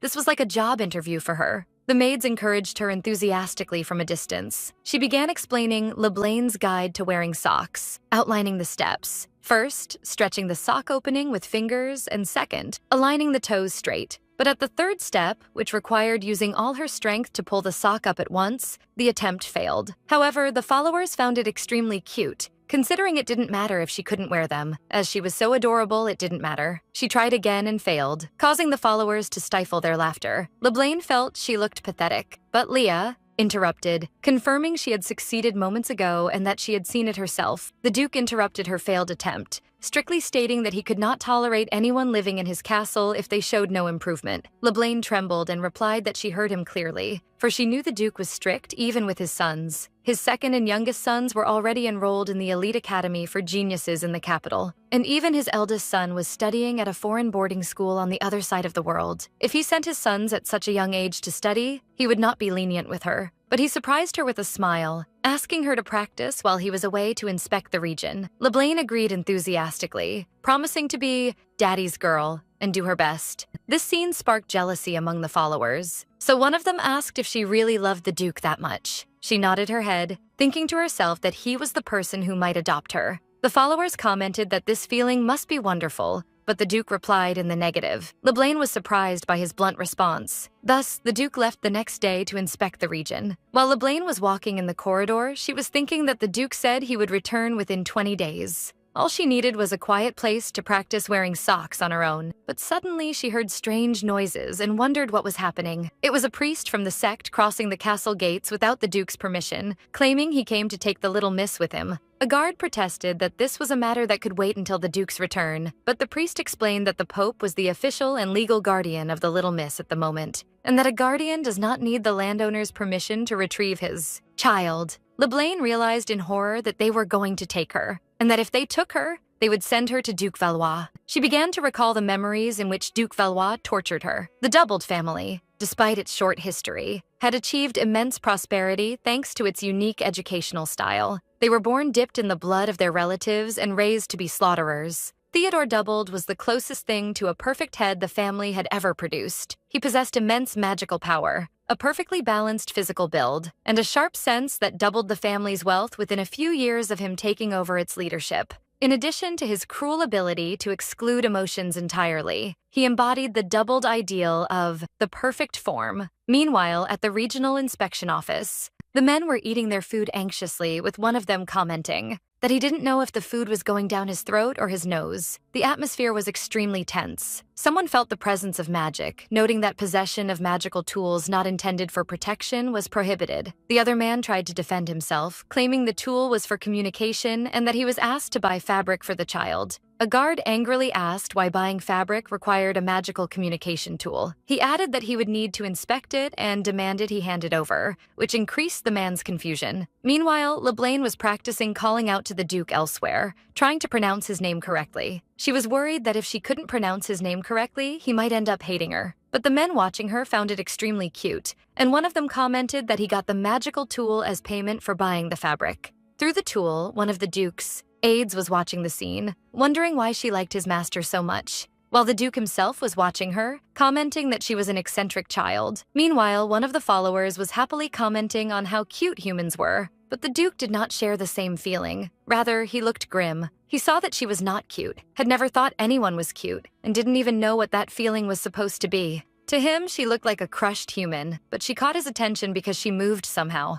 He kept looking at her because the mole on her face looked funny. Every time she looked up, her skin stretched and the mole got bigger, which was strange. The followers felt their master was displeased. They felt fear, showing symptoms such as trembling pupils and narrowing blood vessels from fright. One of them tried to change the subject, saying things had been turbulent lately, with sweat pouring off him profusely. The Duke asked what happened. He told him there were bandits wreaking havoc outside the borders of the region, and that the awkward situation was forgotten. But the Duke replied coldly that this was not his region, so there was no need to worry about it. The man agreed with him, but added that he mentioned it because of frequent cases of child kidnapping. The Duke imagined LeBlanc being kidnapped and screaming for his help. He then remarked that he could not let people run wild near his region. He ordered his men to take care of the matter, and one of them asked how far they should clean up.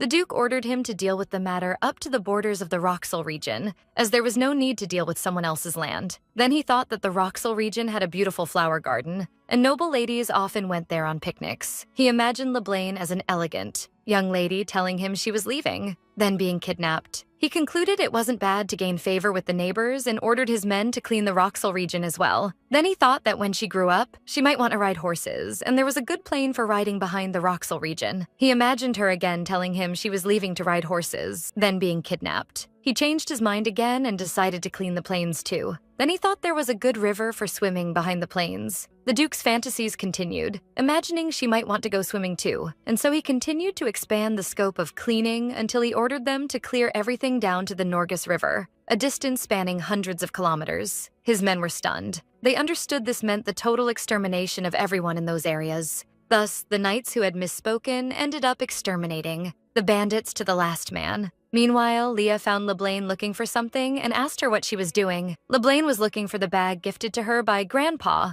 one of the old followers. Leah reassured her she had the bag and asked why she was looking for it. LeBlanc hesitated to answer and seemed secretive. Then she apologized to Leah, saying she couldn't tell her, which increased the maid's confusion. LeBlanc believed this was something she had to do alone. If the temple priests came to take her, they would send her to Duke Valois' house, and then there would be no escape. She had to run away now. She knew that if the sect ordered her taken, the Empress Dowager would side with them, and that there was no way the Duke would keep her and turn both the sect and the imperial family into enemies, especially since he was away on an inspection tour and wouldn't return for 2 weeks. The sect would send her to Valois, where surveillance was tight, and she wouldn't be able to escape. So, she had to escape while being transferred to the capital. She slipped into the kitchen, where one of the maids greeted her warmly. She asked her for water and plenty of it. The maids responded happily to her request. Then she asked her to give her the bag as well, and thus, she secured the water for her journey. She had already secured the food by hiding snacks in advance. Then she remembered something important. Since she reverted to a child's mentality when tired or sleepy, sweets were essential. She began stuffing her bag with candy, realizing 1 or 2 pieces wouldn't be enough, but she soon felt frustrated, as the bag was very small and had filled up after only 30 pieces of candy. She still needed to pack a map, clothes, and shoes. Then she decided to pack the most important thing. It was money. She had hidden the allowance she received from the followers. While she was clutching her bundle of money, Leah surprised her by asking what kind of mischief she was planning. LeBlanc denied it, claiming she had only packed her bag. But Leah, who completely misunderstood the situation, told her sadly that she must be sent away, considering it an opportunity for her to grow up in a better environment and get the love of parents, assuring her that everyone would love her for being a kind person. But LeBlanc answered her with tears in her eyes that people do not love her, and that she would rather fall into a sewer than go there. LeBlanc knew she couldn't ask Leah for help. Leah was just a maid, and if she asked for her help, only Leah's life would be in danger. Leah offered her some snacks, and LeBlanc agreed in a low voice. Outside, the maids had prepared a nice tea session for her and told her they would read her a fairy tale today. The maids tried to comfort her. One offered her to enjoy the snacks and fairy tales, while another said they should say goodbye to their child properly. But they couldn't help themselves and began to cry bitterly, embracing each other. LeBlanc noticed that their sadness over her departure had been accumulating for a long time. They remembered she was carrying her when she gave them snacks, that the snacks were delicious, and that horse riding was fun too. LeBlanc began to remember the happy times she spent in the Duke's palace and felt very sad. Compared to her previous life, this place was like heaven. Suddenly, the maids noticed she was crying, so they asked her why and vowed to severely punish whoever made her cry. LeBlanc thought that once she left, she would never see Leah again, and that if the Duke were here, she would at least have hope that she wouldn't have to go. She burst into tears, screaming that she wanted to see the Duke, never imagining she would miss that cold man. The maids embraced her to comfort her, but no matter how much she cried, nothing changed. Finally, the day of the priest's arrival came. One of the Duke's followers wondered why they had come so suddenly, and the priest replied that this was by order of His Holiness the Pope. Meanwhile, the maids were preparing LeBlanc's things, offering for her to eat later, and suggesting putting a blanket with her so she wouldn't feel cold on the way. The priest approached her with a smirk and asked how she was. He asked her how difficult it was for her in a place where she had no ties or family. She replied it wasn't difficult, but he reassured her that she no longer had to worry, as they had found someone who would raise her with love. He told her that Duke Valois would become a kind father to her and would surely raise her with love. LeBlanc mocked the idea of being raised with love in her heart, for that scoundrel had raised her with a cane. She knew that the sect did not choose Valois for her sake. Rather, they simply chose a cooperative family that would be easy to exploit when she awakened her power as the child of fate. If she went to Valois like this, there would be no escape. The priest tried to drag her, but she resisted, screaming that it was painful. Leah tried to intervene, but the priest grabbed LeBlanc's hand violently, threatening her that she would be cursed by God if she threw such a tantrum. He added that bad children are punished with the cane, and that if she had received the Lord's grace, she should at least show some effort and be grateful for being adopted by a prestigious family like Valois. Horrific memories of the past returned. The smell of alcohol, the sound of a leather belt being dragged on the floor, and the sound of the leather cutting through the air. She couldn't breathe as she relived those memories. The priest grabbed her face, wondering what she was doing, but a powerful voice interrupted him, ordering him to take his hands off his daughter. It was Duke Doubled who intervened. He had returned from his inspection tour. The Duke repeated his order to the priest to take his hands off his daughter. The priest tried to justify the situation, saying the child had already been agreed to be entrusted to Valois, but the Duke replied coldly that they would have to discuss the matter again. The priest protested that this was ridiculous, and the knights prepared for battle, but the Duke silenced him with a definitive tone, reminding him that he had not given him permission to speak. LeBlanc looks at the Duke with tears filling her eyes. The Duke noticed the mark left by the priest's hand on LeBlanc's wrist. He grabbed the priest's hand firmly, then ordered him to deliver a message that this child, from this day forward, would be under Doubled's care. The priest screamed in pain. The Duke carried LeBlanc in his arms, warning the priest that if he wished to discuss this child's matter in the future, he had better bring the Holy Temple Knights with him at the very least. The Duke remarked that she looked ugly, which surprised her. He explained that she should at least wash her face to look decent. He then ordered his men to clean up the mess. North asked the priest to leave since the matter had been settled, but the priest seemed shocked, so North kicked him out. One of the aides reached out his hand toward LeBlanc, inviting her to come to him, but she, unexpectedly, hugged the Duke tightly, for his embrace was the only place she felt safe. Going anywhere else was terrifying. Leah told the Duke that the child was terrified and that she wasn't usually like this, and pleaded with him to allow them to stay with her for a few hours. The Duke calmly agreed. Leah and the aide were struck with shock. LeBlanc felt embarrassed and apologized to the Duke, but he remarked that this little one loves him very much. Then he asked them if this was true. The aide and Leah had no choice but to agree confusedly, then left quickly. LeBlanc rejoiced in her heart. He had said she was his daughter. She asked hesitantly if she could stay here. She promised him she would be good, wouldn't even wear shoes, and would eat only a little. But the Duke interrupted her, assuring her that she would stay here. Then he added with a smile that he would adopt her.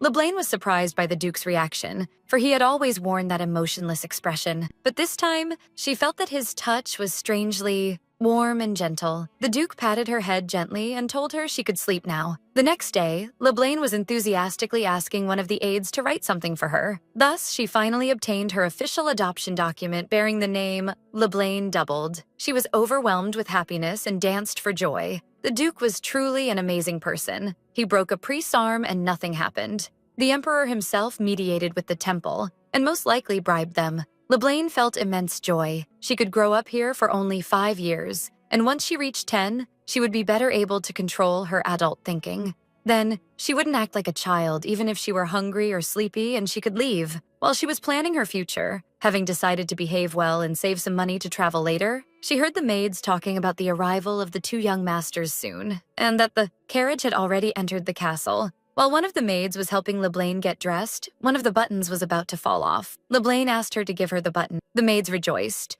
and Ringda offered to give her heart along with it, but Leah stopped her for fear she would swallow it by mistake. LeBlanc felt disappointed. This button was supposed to represent part of her travel money. The maids immediately removed the buttons from their clothes, and Dahlia made a necklace out of them.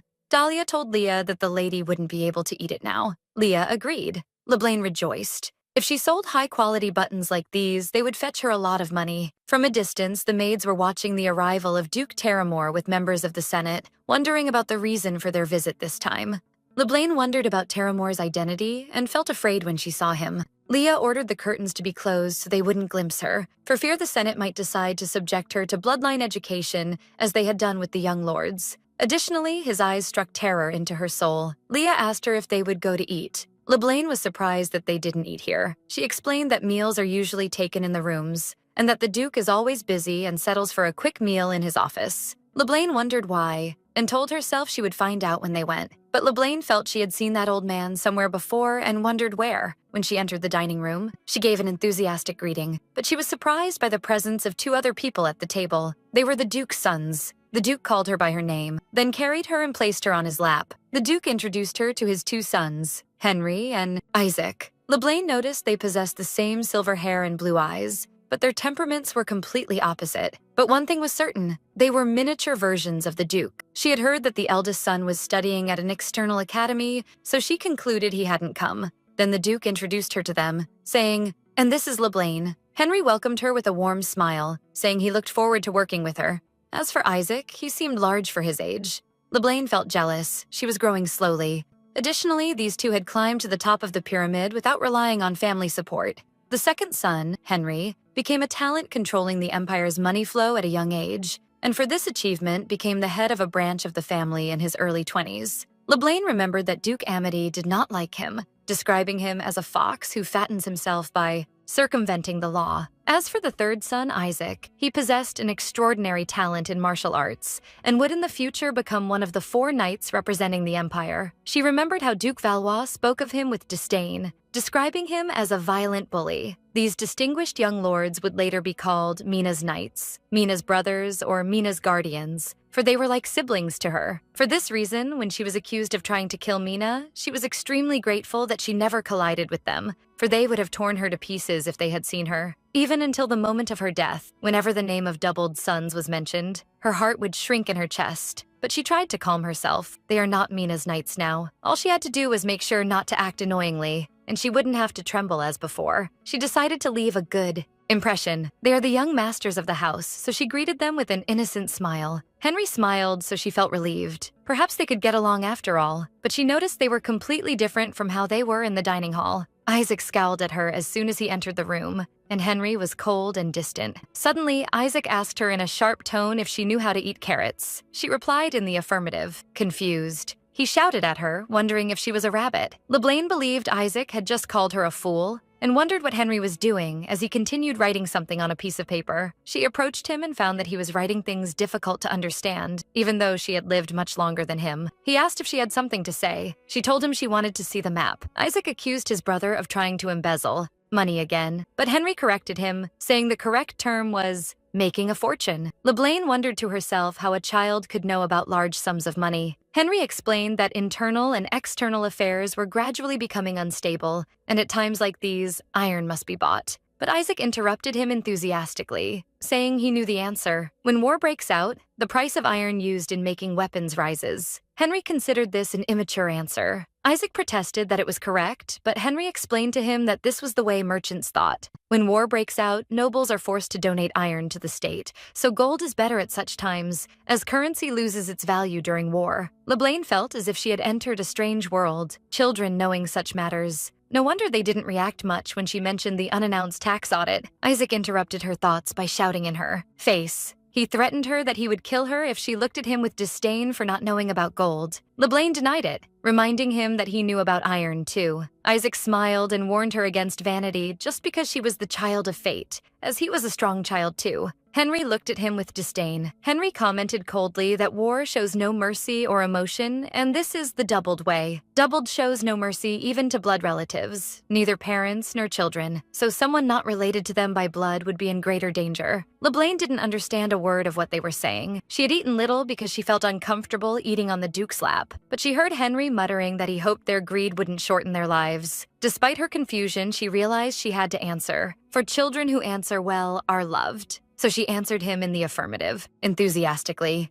The brothers were surprised by her reaction. Isaac burst into laughter. As she was leaving, Henry wondered about this child. Is she faking innocence, or is there more than meets the eye? He doesn't believe that children are innocent just because they are small. His younger brother is a genius who learned to read at 3. Although he considers him a fool by his standards, even that fool can think. The Academy of the Gifted is full of children his age who look like snakes. Henry imagined LeBlanc playing chess cleverly. A child who reported the family about the Pope's and Temple's affairs could not be entirely ignorant. Additionally, she speaks of the child of fate and how she acts cutely. One of his followers had told him she had already taken over the Duke's lap as if it were her own place, and that his position as a young lord would be in danger if she were adopted. He decided he would have to watch her. Meanwhile, Isaac was hitting the desk angrily, so Henry asked him what he was doing. Isaac denied that she was cute at all, but Henry accused him of having already fallen in love with her, which Isaac strongly denied. But in reality, he didn't think she was cute. He just wanted to poke her plump cheeks once. LeBlanc tried to scream, but she couldn't do it properly, which frustrated her. Isaac was determined not to be fooled by her cute, adult-like behavior and decided within himself to torment her. Later, she found herself in a direct confrontation with him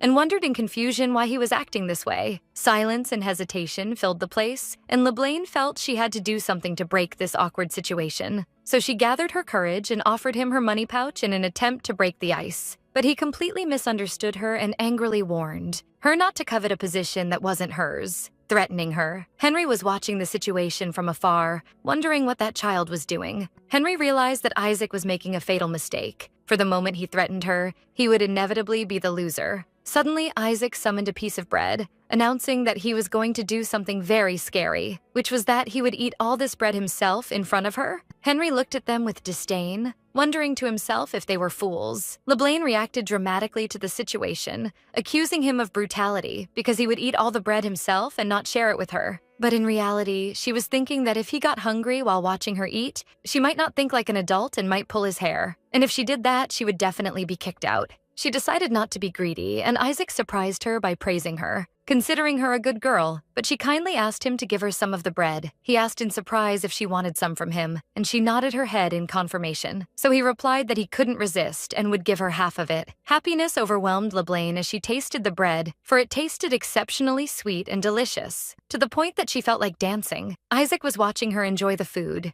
and when he tasted it too, he found that it tasted very good, especially since he had chosen it randomly. At that moment, Leah entered, which caused LeBlanc to panic. She remembered that Leah had promised her strawberries today and told her not to eat any snacks. In an attempt to justify the situation, she cast the blame on Isaac, claiming he was the one who gave it to her. Isaac was surprised and confused, but he admitted that he was the one who gave it to her. Leah smiled and said she would overlook the matter since they ate together nicely, and LeBlanc felt a great sense of relief. Then Leah told her she had come to take her as it was time for her nap. LeBlanc waved goodbye to Isaac as she left. Isaac remained in his place, trying to convince himself that she wasn't cute at all. While Leah was putting her on her bed, she remarked that they seemed very happy together in the dining hall. Leah told LeBlanc that she knew the young lords would love her, for how could they not when she was this kind? But LeBlanc thought to herself that it wasn't the case, for Henry and Isaac didn't love her. Nevertheless, she couldn't sit idly by, for she had to live here until she could seek asylum. So she determined that if she saw them often, they would eventually get used to her. She decided to win them over. The next morning, she wondered if Henry and Isaac would be at lunch today, but she knew they were very busy people. They were constantly training and attending endless meetings, so she found no opportunity to talk to them alone. Thus, today's lunch was her only chance. She decided to ask them to play with her immediately after eating. Spontaneously, she sneaked into the dining room like a secret agent and found that they were all gathered at the same time. North noticed her and asked if she was the little miss. LeBlanc felt nervous and wondered how she should enter. North welcomed her, saying she must have come because she missed his master. But she denied that to herself. The Duke invited her to come to him, so she responded happily and sat on his lap. The servants were astonished by this scene, for the rumors were true. She was sitting on the Duke's lap quite naturally. They praised her kindness and that she wasn't a picky eater, but rather enjoyed peppers and carrots, which she actually hated. And one of them began to boast about how polite she was. LeBlanc greeted the attendees, and they burst into laughter, which made her feel embarrassed. But her targets today, Henry and Isaac, were looking at the aides in bewilderment. She felt that things were not going as planned. At that moment, an old man entered, apologizing for being late. LeBlanc recognized him immediately. He was the man she saw last time. He was sitting near the Duke, so she wondered if he was a high-ranking follower and felt that she had seen him somewhere. Suddenly, she remembered that he might be the witness the Duke had personally hidden. This man had brought danger upon himself and had mistreated a child right under the Guardian's nose. So it was no wonder that child grew up to hunt him down. He was an abuser. LeBlanc had heard the servants talking and thought that Count Terramore had no children, so she wondered in confusion who exactly he had mistreated. The only children within Terramore's reach were Henry and Isaac, and a future power strong enough to force one of Doubled's elders into hiding. But she dismissed the idea, for it would be crazy to mistreat a son of Doubled. That was common sense. But crazy things happen all the time. She remembered a conversation she heard in her previous life, where Duke Amity's wife wondered in shock if the Count's daughter had been beaten by her teacher. The Duke confirmed to her that was what they said, and that it was a terrible thing. The Duchess said that happened in her old world too. Nannies mistreating the children they care for, and kindergarten teachers hitting children in front of the class. So, LeBlanc wasn't 100% sure that Terramore wasn't that kind of psychopath. And if he had mistreated one of them, which one was it? For Duke Amity's Butler made it sound as if there was only one victim. She thought that Henry was smart and wouldn't be an easy target. As for Isaac, he seemed aggressive. So did he truly endure abuse until he grew up? North interrupted her thoughts by asking if she didn't like the food, and she quickly denied it. Although she was jumping to conclusions, she felt the need to verify the matter. Then she asked North to take her to the training ground. And there, she found the brothers training. The instructor asked North what he was doing there, and North told him that LeBlanc wanted to see the training ground, so the instructor told him he had a report to submit anyway. The brothers were surprised to see her, and Isaac asked what she was doing there, and she told him she wanted to play with them. He replied mockingly, asking if she had come all this way just to see him. What a pain. But she was carefully examining his body and found no bruises or scars on his neck, ankles, or under his sleeves. She couldn't tell if the slight bruises were from training or beating. She noticed that Henry had scratches too and might have been injured during training.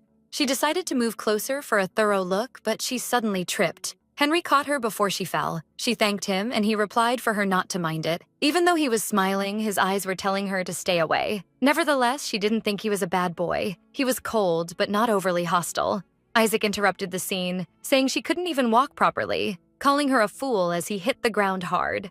LeBlanc knew this feeling, and knew how terrifying an adult's hand could be. At that moment, Terramore appeared, remarking that the three of them were together. He approached LeBlanc, saying that children's hands were truly soft. Then, he told her that she was quite obedient and that if she stayed that way, there would be no need for punishment. LeBlanc realized that this was the same person she saw in her first life. She remembered how he was screaming, wondering why they wouldn't send him out of the country, and how he was afraid that man would kill him if he remained silent. She also remembered how Duke Amity told him that the responsibility lay on him because he had mistreated a child, and he offered him help in escaping, and he did so. Terramore was the same person. He was helping with the young lord's studies. And when he tried to take them to study, LeBlanc screamed in her mind that this wouldn't happen, and she screamed out loud in objection. North took notice of her screaming and moved quickly toward her, but LeBlanc cleverly wondered why he thought she brought the assistant North to the training ground. It was because he was the Duke's closest assistant, the person who could stand up to those in high positions. Terramore claimed he had some free time, so he came to greet his wonderful students. But in reality, he was planning something else. remarking that it was better to postpone greetings for another time.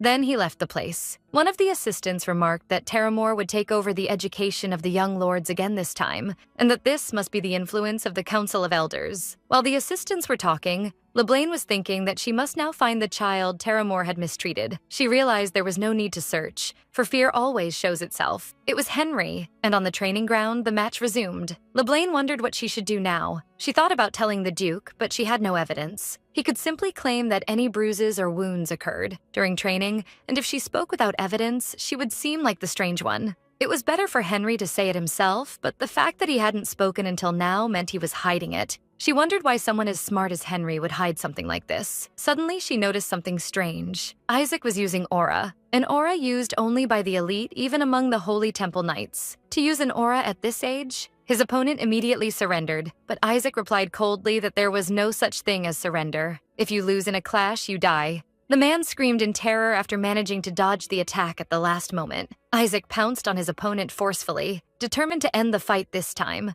Terror possessed LeBlanc as she watched the scene, while Isaac was still immersed in the glow of his power. From Isaac's perspective, who didn't expect her reaction, the ecstasy of combat turned into shock. He wondered to himself in amazement if he looked that scary. As for LeBlanc, she had decided at that moment, while taking her notes, that it was wise not to mess with Isaac as well. Meanwhile, his opponent was jokingly begging him to leave him alone, arguing that he had a family waiting for him at home. But Isaac looked at him with clear boredom. All of this had become tedious for him. The man felt great relief and thanked him repeatedly for his leniency. LeBlanc also felt relieved that the matter ended there. Henry sighed and then called his next opponent, announcing that his turn had come. LeBlanc wondered about Henry's true strength, especially since she remembered how he was receiving beatings from an old man like Terramore. When the match resumed, he was surrounded by a strong blue aura as he calmly prepared. While LeBlanc was thinking that he wasn't that strong, Henry launched a sweeping attack that made his opponent scream in pain. The match was immediately declared over with a landslide victory for young Lord Henry. Shock hit LeBlanc, and she realized to herself that Henry was extremely strong. Her confusion increased. If he was this immensely strong, why did he allow Terramore to hit him? In another training session, where an old soldier asked Henry to continue, Henry was clearly taking hits, and LeBlanc realized that if he fought him seriously, Terramore would be dead. For even to her untrained eyes, his last opponent was much stronger than this old man. She couldn't understand what was happening, and confusion took hold of her. Those present began to whisper, expecting the young lord to be lenient with him because he was an old soldier, for it was unthinkable that he would be defeated easily like this. LeBlanc thought about this possibility, but she wasn't quite convinced. Suddenly, the soldier shouted angrily, warning Henry against underestimating him, and rushed toward him forcefully. Henry dodged the blow with difficulty, after it caused him a minor wound, and features of shock appeared on his face. Henry continued to parry the attacks, and tension appeared on his face. When the soldier managed to push him and force him to kneel, LeBlanc's eyes widened in fear as she realized he was going to get hurt, so she suddenly rushed in, screaming for him to stop. Henry looked in astonishment as he saw LeBlanc standing in front of him to protect him. LeBlanc stood between them, screaming at the soldier not to hit Henry, but he tried to justify the situation, saying it was just training. She interrupted him with enthusiasm and anger, emphasizing that what he was doing wasn't training, but rather he was hitting Henry because he was angry. The old soldier's movement stopped, and he looked shocked. He realized within himself that her words were true, for an attack fueled by anger is not training, but pure violence. The soldier offered a confused apology to the young lord, while Henry was watching him with a cold look that carried no expression. Henry interrupted the situation firmly, declaring that this was enough, then turned away, while LeBlanc was watching him as he left the training ground. Henry ascended a few steps, then stopped, and a complex look appeared on his face. LeBlanc ran toward him anxiously and asked him if he had been hurt. She began to circle him in panic, trying to examine his body for any injuries. Henry asked her in astonishment what she was doing, and she replied with insistence that she must apply medicine for him because he was injured. It occurred to her that he might be afraid of doctors, as he was still a child after all. She tried to reassure him and told him that the doctor was a kind man and there was no need to fear him. But Henry interrupted her angrily, strongly denying his fear of doctors, and shouted that he hated old people. His words shocked LeBlanc, and she began to recall something in her memory. When the words Henry and old man linked in her mind, the pieces of the puzzle began to interlock. Her memory went back to a conversation she heard about some people's hatred for the Doubled family. Specifically, the previous Duke, Cain Doubled, who was described as a monster. He was a demon who killed his second son, Chris, in front of his grandson, simply because Chris was limping, for he considered a defective child to be of no use. Here, LeBlanc realized the horrific truth. What if the grandson who witnessed that incident was Henry himself? Then it would be very natural for him to be traumatized by old people. No matter how intelligent he was just a child then. He saw that his trauma from old people was a weak point, and was obsessed with the idea that he would be killed if there was any defect in him. That old man was aware of Henry's psychological trauma. That's why Henry hid the abuse he suffered from the Duke. For if he had reported Terramore, his trauma would have been revealed to everyone. A fierce anger possessed her toward that despicable old man, but she tried to calm herself. She realized the smartest act was to remain silent, for Terramore was a member of Doubled's Council of Elders, and his word carried much more credibility than hers. Also, Henry wouldn't admit to it if she spoke, and in the end, she would look like a strange child. And in the worst-case scenario, she might be abandoned,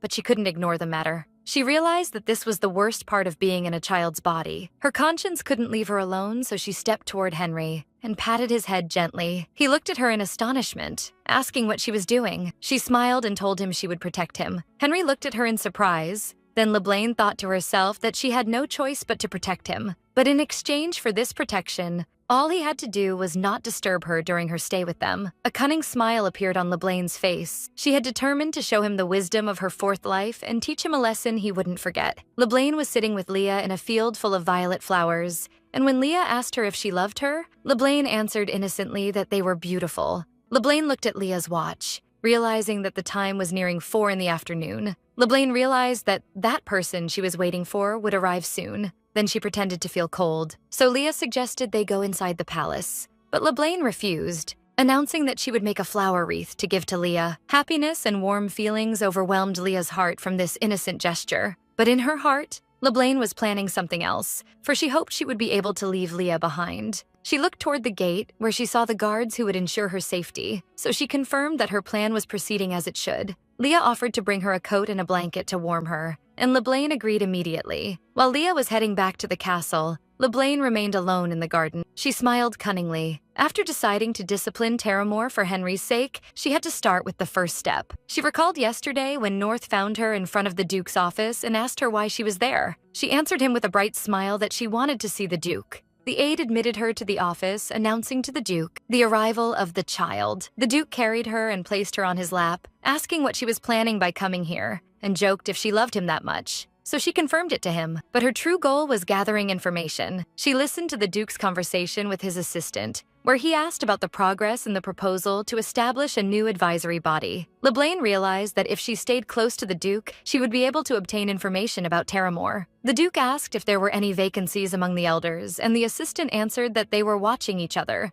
especially Lord Terramore and Lord Messing. LeBlanc's eyes sparkled at the sound of Terramore's name. North explained that these two had been sworn enemies for some time, and that the matter would turn into a silent war between them. LeBlanc realized with happiness that Terramore had enemies, and that if things went well, she wouldn't even have to intervene herself. She returned to the present and saw a man approaching her, and she realized with enthusiasm that he had arrived. He was from an ancient family that served the great elders of Doubled for generations. He was the head of the Messing family, Viscount Karn Messink. Messink was surprised to see the famous Child of Fate in this place. He approached her and asked what she was doing in this cold weather, the very question she was eagerly waiting for. She answered him with a playful smile that she was waiting for. Grandpa Terra. Messink was surprised by the name and asked if she meant Terramore, and she answered with confirmation and enthusiasm, adding that LeBlanc, Henry, and Isaac would receive lessons together. Messink burst out laughing mockingly, wondering what anyone could learn from someone like Terramore, describing his family as weak and him as an ignorant old man. LeBlanc insisted while shaking her head, rejecting his words, emphasizing that her grandpa was the best. Then she added with childish enthusiasm, to further fuel the situation, that he had told her he would soon wear a wonderful robe. That robe was the symbol of Doubled's elders, the dark purple robe. It was the same robe Messink was seeking. Shock hit Messink, and he asked if Terramore had truly said that, and LeBlanc answered confidently, confirming she heard it herself. Messink flared up in anger, refusing to believe this nonsense, considering this position to be his right. LeBlanc continued weaving her plan with feigned innocence, explaining that Terramore had told her that everything had been settled already, and that he would give the robe to her grandpa. Messink began to realize the gravity of the situation and wondered in panic if the head of the council was involved in the matter. Then LeBlanc delivered her final blow, claiming that Terramore had invited her to watch the fool who thinks the robe is his while he sheds tears of blood. With a bright and innocent smile, she extended an invitation to him to join her in watching. Messink was completely flustered and began to stammer, trying to invent an excuse to leave, claiming he had some business he must attend to. While he was leaving in a hurry, LeBlanc waved to him enthusiastically, encouraging him, while hoping in her heart that he would go and fight Terramore with all his might for her. Elsewhere, the Council of Elders was in a state of turmoil because of the Duke's decision to establish a new advisory body, which would completely marginalize their role. Someone wondered if the council head, Jean-Marc Noyanuk, would sit idly by, but the council head replied calmly that his master's will was firm. While holding his wine glass, he added that a servant has no choice but to follow his master's orders. His words sparked the confusion of those present, so he explained his true meaning, declaring that they must wait for a new master who shared their views. Then he turned to Terramore, emphasizing that the young lords are the future of Doubled and must be taught with the utmost sincerity. But his look carried a deeper meaning, as he meant teaching them in a way that aligned with their own interests. Terramore answered him with a cunning smile, assuring him there was no need to worry, as all preparations were complete. Meanwhile, Messink was watching the situation from afar, his hand clenched in anger. Terramore was receiving congratulations from some nobles on obtaining the elder's robe and was feigning modesty, but in his heart he felt triumphant. The opportunity he had long awaited had come. He had been feeling bitter, for his family had always been ignored, and the youth had seized all opportunities. But this time, it was different, for he had gained the personal attention of the council head. His plan was simple. Training the young ones to fit his goals was easy, for Henry wouldn't be able to resist him because of his psychological trauma, and Isaac could be controlled with psychological pressure. Finally, the day he would become one of the elders came. Another person approached him, pretending to congratulate him, and asked him to remember him when he became an elder. And Terramore agreed, while Messink was mocking him. He saw that he was selling his family for a dream he hadn't yet realized. The other person replied nervously that according to seniority, the turn should belong to Terramore. Messink interrupted his speech mockingly, wondering if this alleged seniority had been built during his service as a servant in his own house. Shock appeared on Terramore's face, while those present began to whisper, denouncing Messink's insolence toward a man older than him. But Messink continued his attack, considering that Terramore couldn't be blamed, for he still carried his old habits from when he was just a servant of his. Then he approached him and whispered in his ear in a threatening tone, expressing his amazement that someone who barely succeeded in serving him as a servant ends up becoming a teacher for the young lords, and that one truly lives to see wonders. He continued to approach him, whispering again and wondering how much he knew about his weak points. Terramore froze in his place, possessed by terror. Messink ended his speech with a poisoned piece of advice, warning him against coveting a position that exceeded his true status.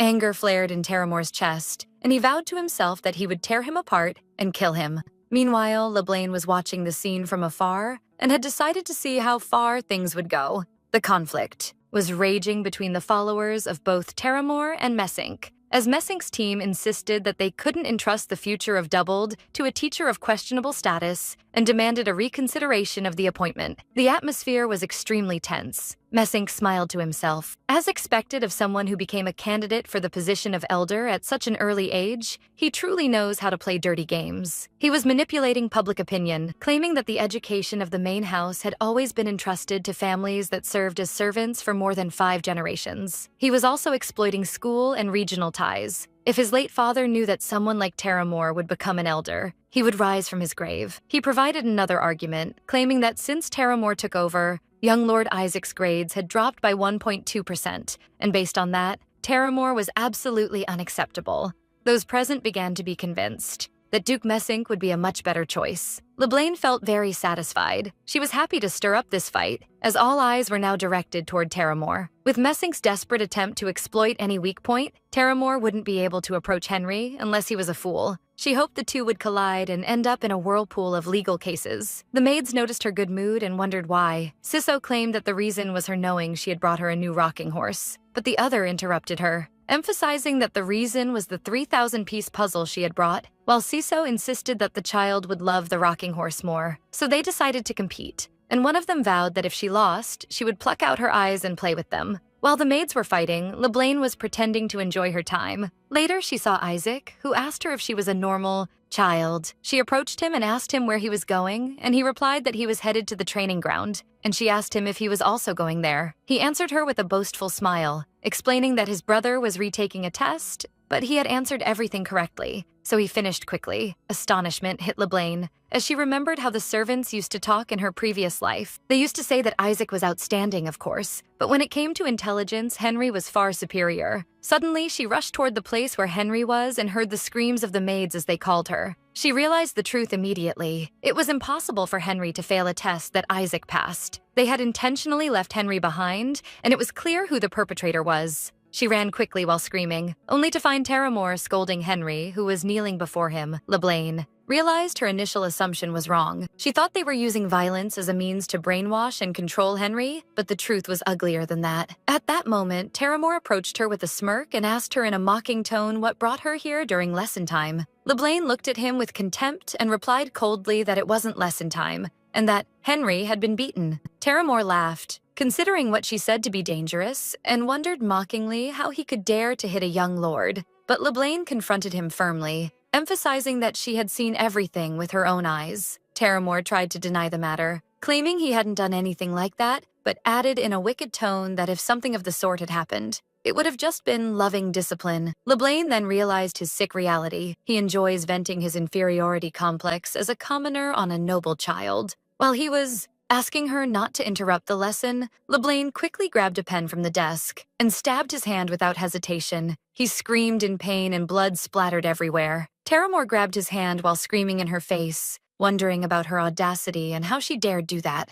LeBlanc stood before him defiantly with Henry beside her and returned his mockery with even harsher mockery, wondering what he thought, then added that she was fondling him with love, and called him a scoundrel. Henry looked at her with utter shock and amazement. Henry couldn't believe what he saw. Then LeBlanc turned to Henry and extended her hand to him, asking him to go. Henry remained frozen in his place, wondering in confusion about the reality of this child. But he eventually grabbed her hand and followed her as she left the room. Terramore remained alone, in pain and burning with anger. LeBlanc turned to him and whispered with a frozen smile for him to anticipate what would happen. Then she added that the Duke would soon know about his abuse of Henry. Darkness possessed Terramore's face as he thought of revenge. While she was leading Henry, she thought they should go to the doctor. But Henry pulled his hand away and asked her in panic if she was crazy and if she didn't feel afraid. He warned her that what she did would have dire consequences and that Lord Terramore was an evil man. But she answered him calmly and confidently that she wasn't afraid of him because she knew what was more painful than physical violence, which is the wound that remains in Henry's heart. She continued her speech, emphasizing that she wasn't afraid of the bad person who hits Henry, for psychological pain is much deeper than the pain of an arm or a fever that lasts all night. For the constant fear of, what if I get hit again tomorrow, is what truly hurts. She herself had gone through this horrific experience, and that's why she couldn't ignore the matter. Then she kindly suggested that if he didn't like the doctor, they could go to the princess instead of him. Henry tried to evade, saying the matter was fine, but she insisted.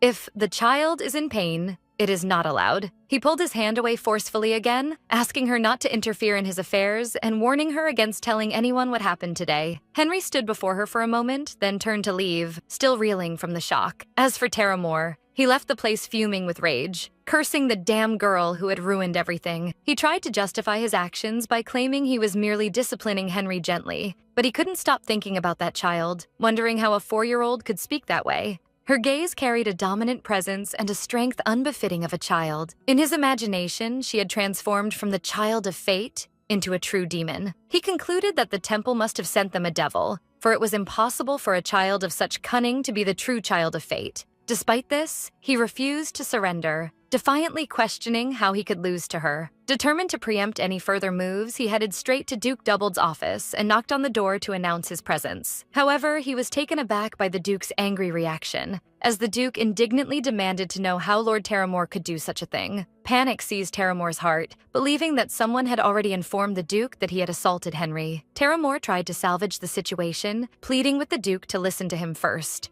and wondering aloud what reason could possibly drive him to do such a thing. The attendees cast sharp glares at him. From the Duke's expression, Terramore realized he had indeed heard something. He then shifted the blame onto the child, claiming it was all her orchestration and that he would never dare do such a thing to the young master. But the Duke interrupted him coldly, asking which young master he was referring to. North looked confused by Terramore's words. Terramore continued his defense, claiming he was the victim in this situation, but he felt the atmosphere grow strangely tense. Then the bitter truth dawned on him. He had fallen into the trap of that cunning brat. He had assumed she had already reported Henry's situation to the Duke. Her threat to tell the Duke had been mere bait, intended to make him panic and act suspiciously. All his plans collapsed as he realized the girl never intended to inform the Duke from the start. After all, how could she, when she had only been there for a few months and was sent by the temple, their arch-enemy? Compared to her, he was a servant who had served the Doubled family all his life. Clearly, he should have enjoyed more trust. Furthermore, Henry would not speak due to his psychological trauma,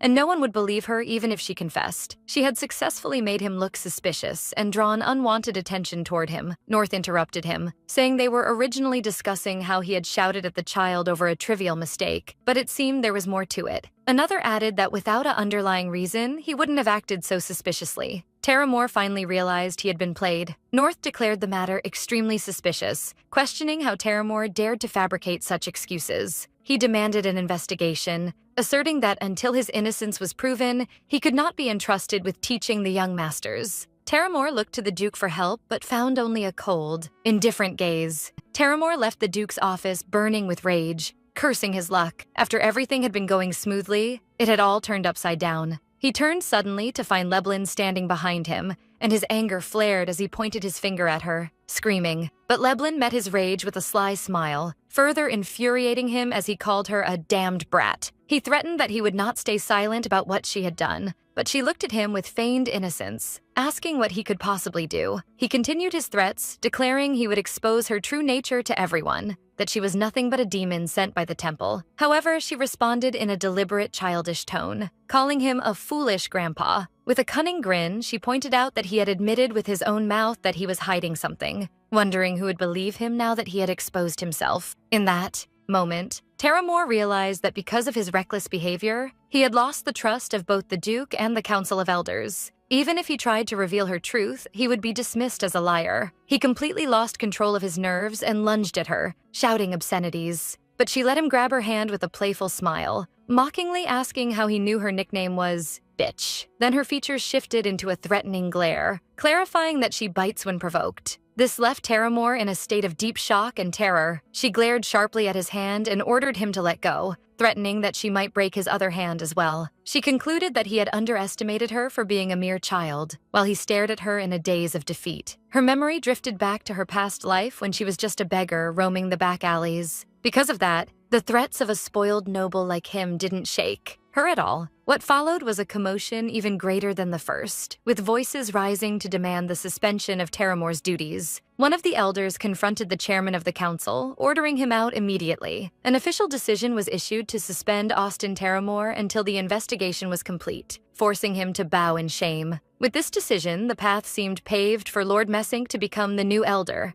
and things finally began to move as they should. Meanwhile, Messink spotted the young lady, Leblin. He approached her with a bright smile, asking if she needed anything. She answered affirmatively, wondering to herself why he was so happy to see her. He spoke to her with great kindness, assuring her that if anything bothered her, she should tell him immediately, which only increased her confusion at his strange behavior. He then told her he was in her debt, thinking to himself that she likely didn't understand the weight of his words. But she realized immediately that he believed she had helped him, and that she had unexpectedly won his favor. She decided to exploit the situation and determined to make him a permanent ally, especially after hearing from the maids that Lord Messink had scolded the bad grandpa. Lord Messink enthusiastically confirmed that he had reprimanded him severely and that he wouldn't dare show his face there again. Leblin clapped her hands with childish glee, expressing her awe, which charmed Lord Messink, who found her incredibly cute. Inwardly, she knew this was the social prowess of someone living their fourth life, and she decided she would become a wonderful adult like Lord Messink, while his subordinates looked at her with great admiration. Messink turned to leave, but before he did, he told her to come to him if she ever needed anything,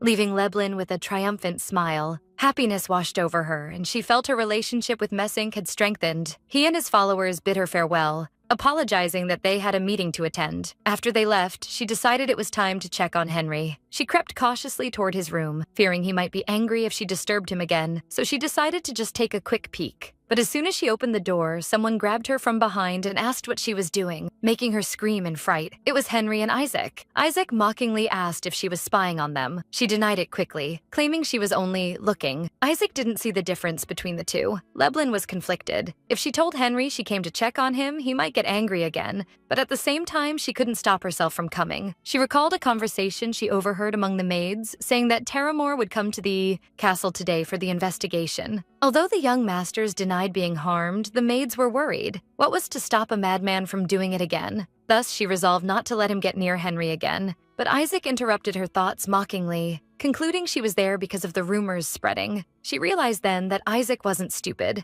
If she hadn't come to see him, it was natural to assume she came for Henry. However, he completely surprised her when he assumed she had heard they were getting cake today. Leblin was stunned, wondering if Isaac was a fool after all. Isaac continued boastfully, assuring her there was no need to rush as there was plenty of cake. At that moment, Leblin completely forgot about Henry. All she could think about was cake, as she was starving from thinking too much like an adult lately. Isaac feigned indifference, claiming he hadn't kept the cake specifically for her, while Leblin insisted he had. He then tried to justify it by saying he didn't like sweets, to which Leblin enthusiastically agreed. But she suddenly interrupted him, reminding him that he had loved the sugar cakes the day before, leaving Isaac deeply embarrassed. Leblin felt relieved seeing that Henry didn't seem in pain and that there were no side effects from what happened. The brothers turned to get the cake while Leblin watched them. Then she sat down to enjoy the delicious piece of cake. Isaac looked at her smiling and asked if it was really that tasty. Leblin thanked him gratefully, tears in her eyes from happiness. The taste reminded her of her miserable life as a beggar, where eating something like this might have given her a heart attack. Isaac surprised her by asking if she wanted more tomorrow morning, and she happily replied that he was the best. He then promised to give her some of his dinner portion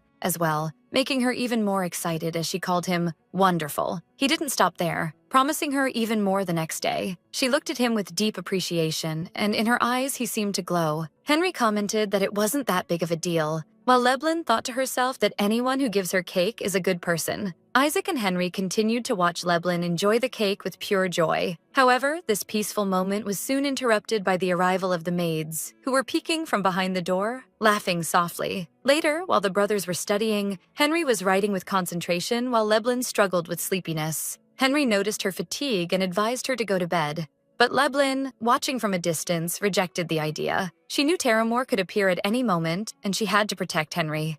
Even though her eyes were heavy with sleep, she decided to go wash her face to refresh herself. Then she went to Isaac and whispered something in his ear, and he agreed to her request. Leblin sighed from exhaustion. She was truly tired from thinking like an adult all day, and staying up late only made it worse. She continued down the dark hallway, remembering the bathroom was in that direction. But suddenly, a strong hand grabbed her from behind, and a malicious voice asked if she really thought he would only go after Henry. It was Terramore. He tried to drag her away violently, but she resisted. She screamed at him that she wasn't like Henry. She wasn't trained, and any trace of his power on her would be detected immediately. But he mocked her threat, saying he didn't need to use his hands to torture someone. He then pulled out a blue gemstone. It was a blue spinel, a special stone used to extract divine power and craft holy tools. The darker the color, the more power could be drained. While it was considered a precious stone in the market, for the person being drained, it was a nightmare. If divine power is drained to the limit, the result is either death or madness.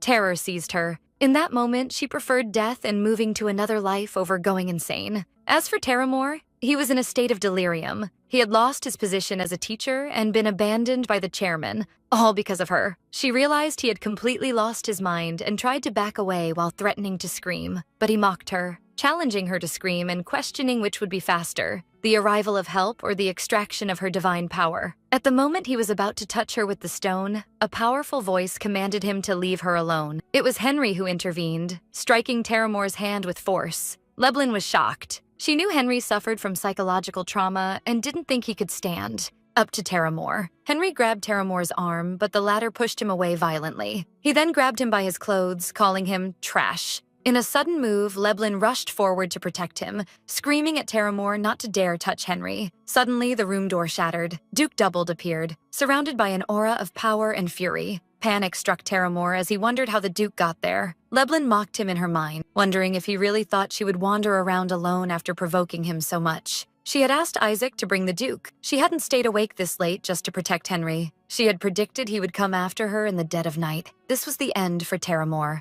Those present watched the scene in shock, unable to believe what was happening. Terramore was trembling with rage while Leblin tried to protect Henry, who had fallen to the ground behind her. Terramore tried to explain the situation to the Duke, but his words were stuttering and incoherent.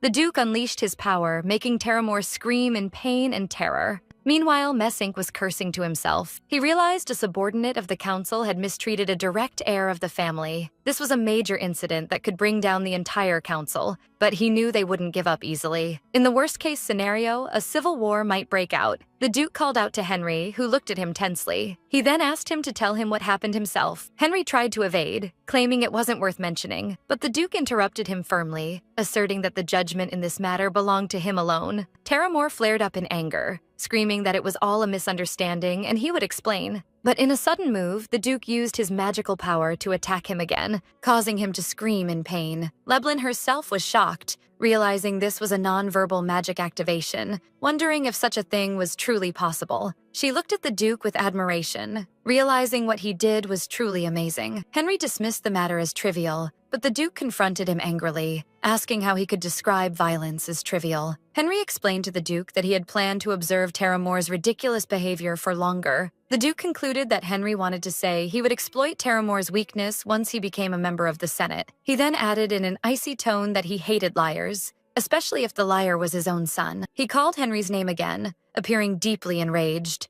But Leblin intervened, hugging the Duke tightly and screaming for him not to do it. Everyone looked at her in shock. Leblin grabbed the Duke's leg and pleaded, saying Henry was scared, that the Duke was scaring him, and that she was scared too. She then thought to herself that she must be crazy to cling to a monster who uses magic without a chant, and that crawling into a lion's mouth would be less terrifying. Even though she was trembling with fear, she held her ground, for Henry was still just a young child. Henry began to run away from them. Leblin ran after him, calling his name anxiously, but he stopped her suddenly, screaming at her to leave him alone. She tried to calm him, assuring him he wasn't a defective product. She added that she too was afraid of sharp things and frogs, and that being afraid wasn't a flaw. Leblin grabbed Henry's arm, promising to protect him. He looked at her for a moment, appearing moved by her words. But his cold gaze soon returned as he remembered someone saying the doubled family didn't need defective products. She tried to take him to the Duke, but he pushed her hand away violently, screaming at her,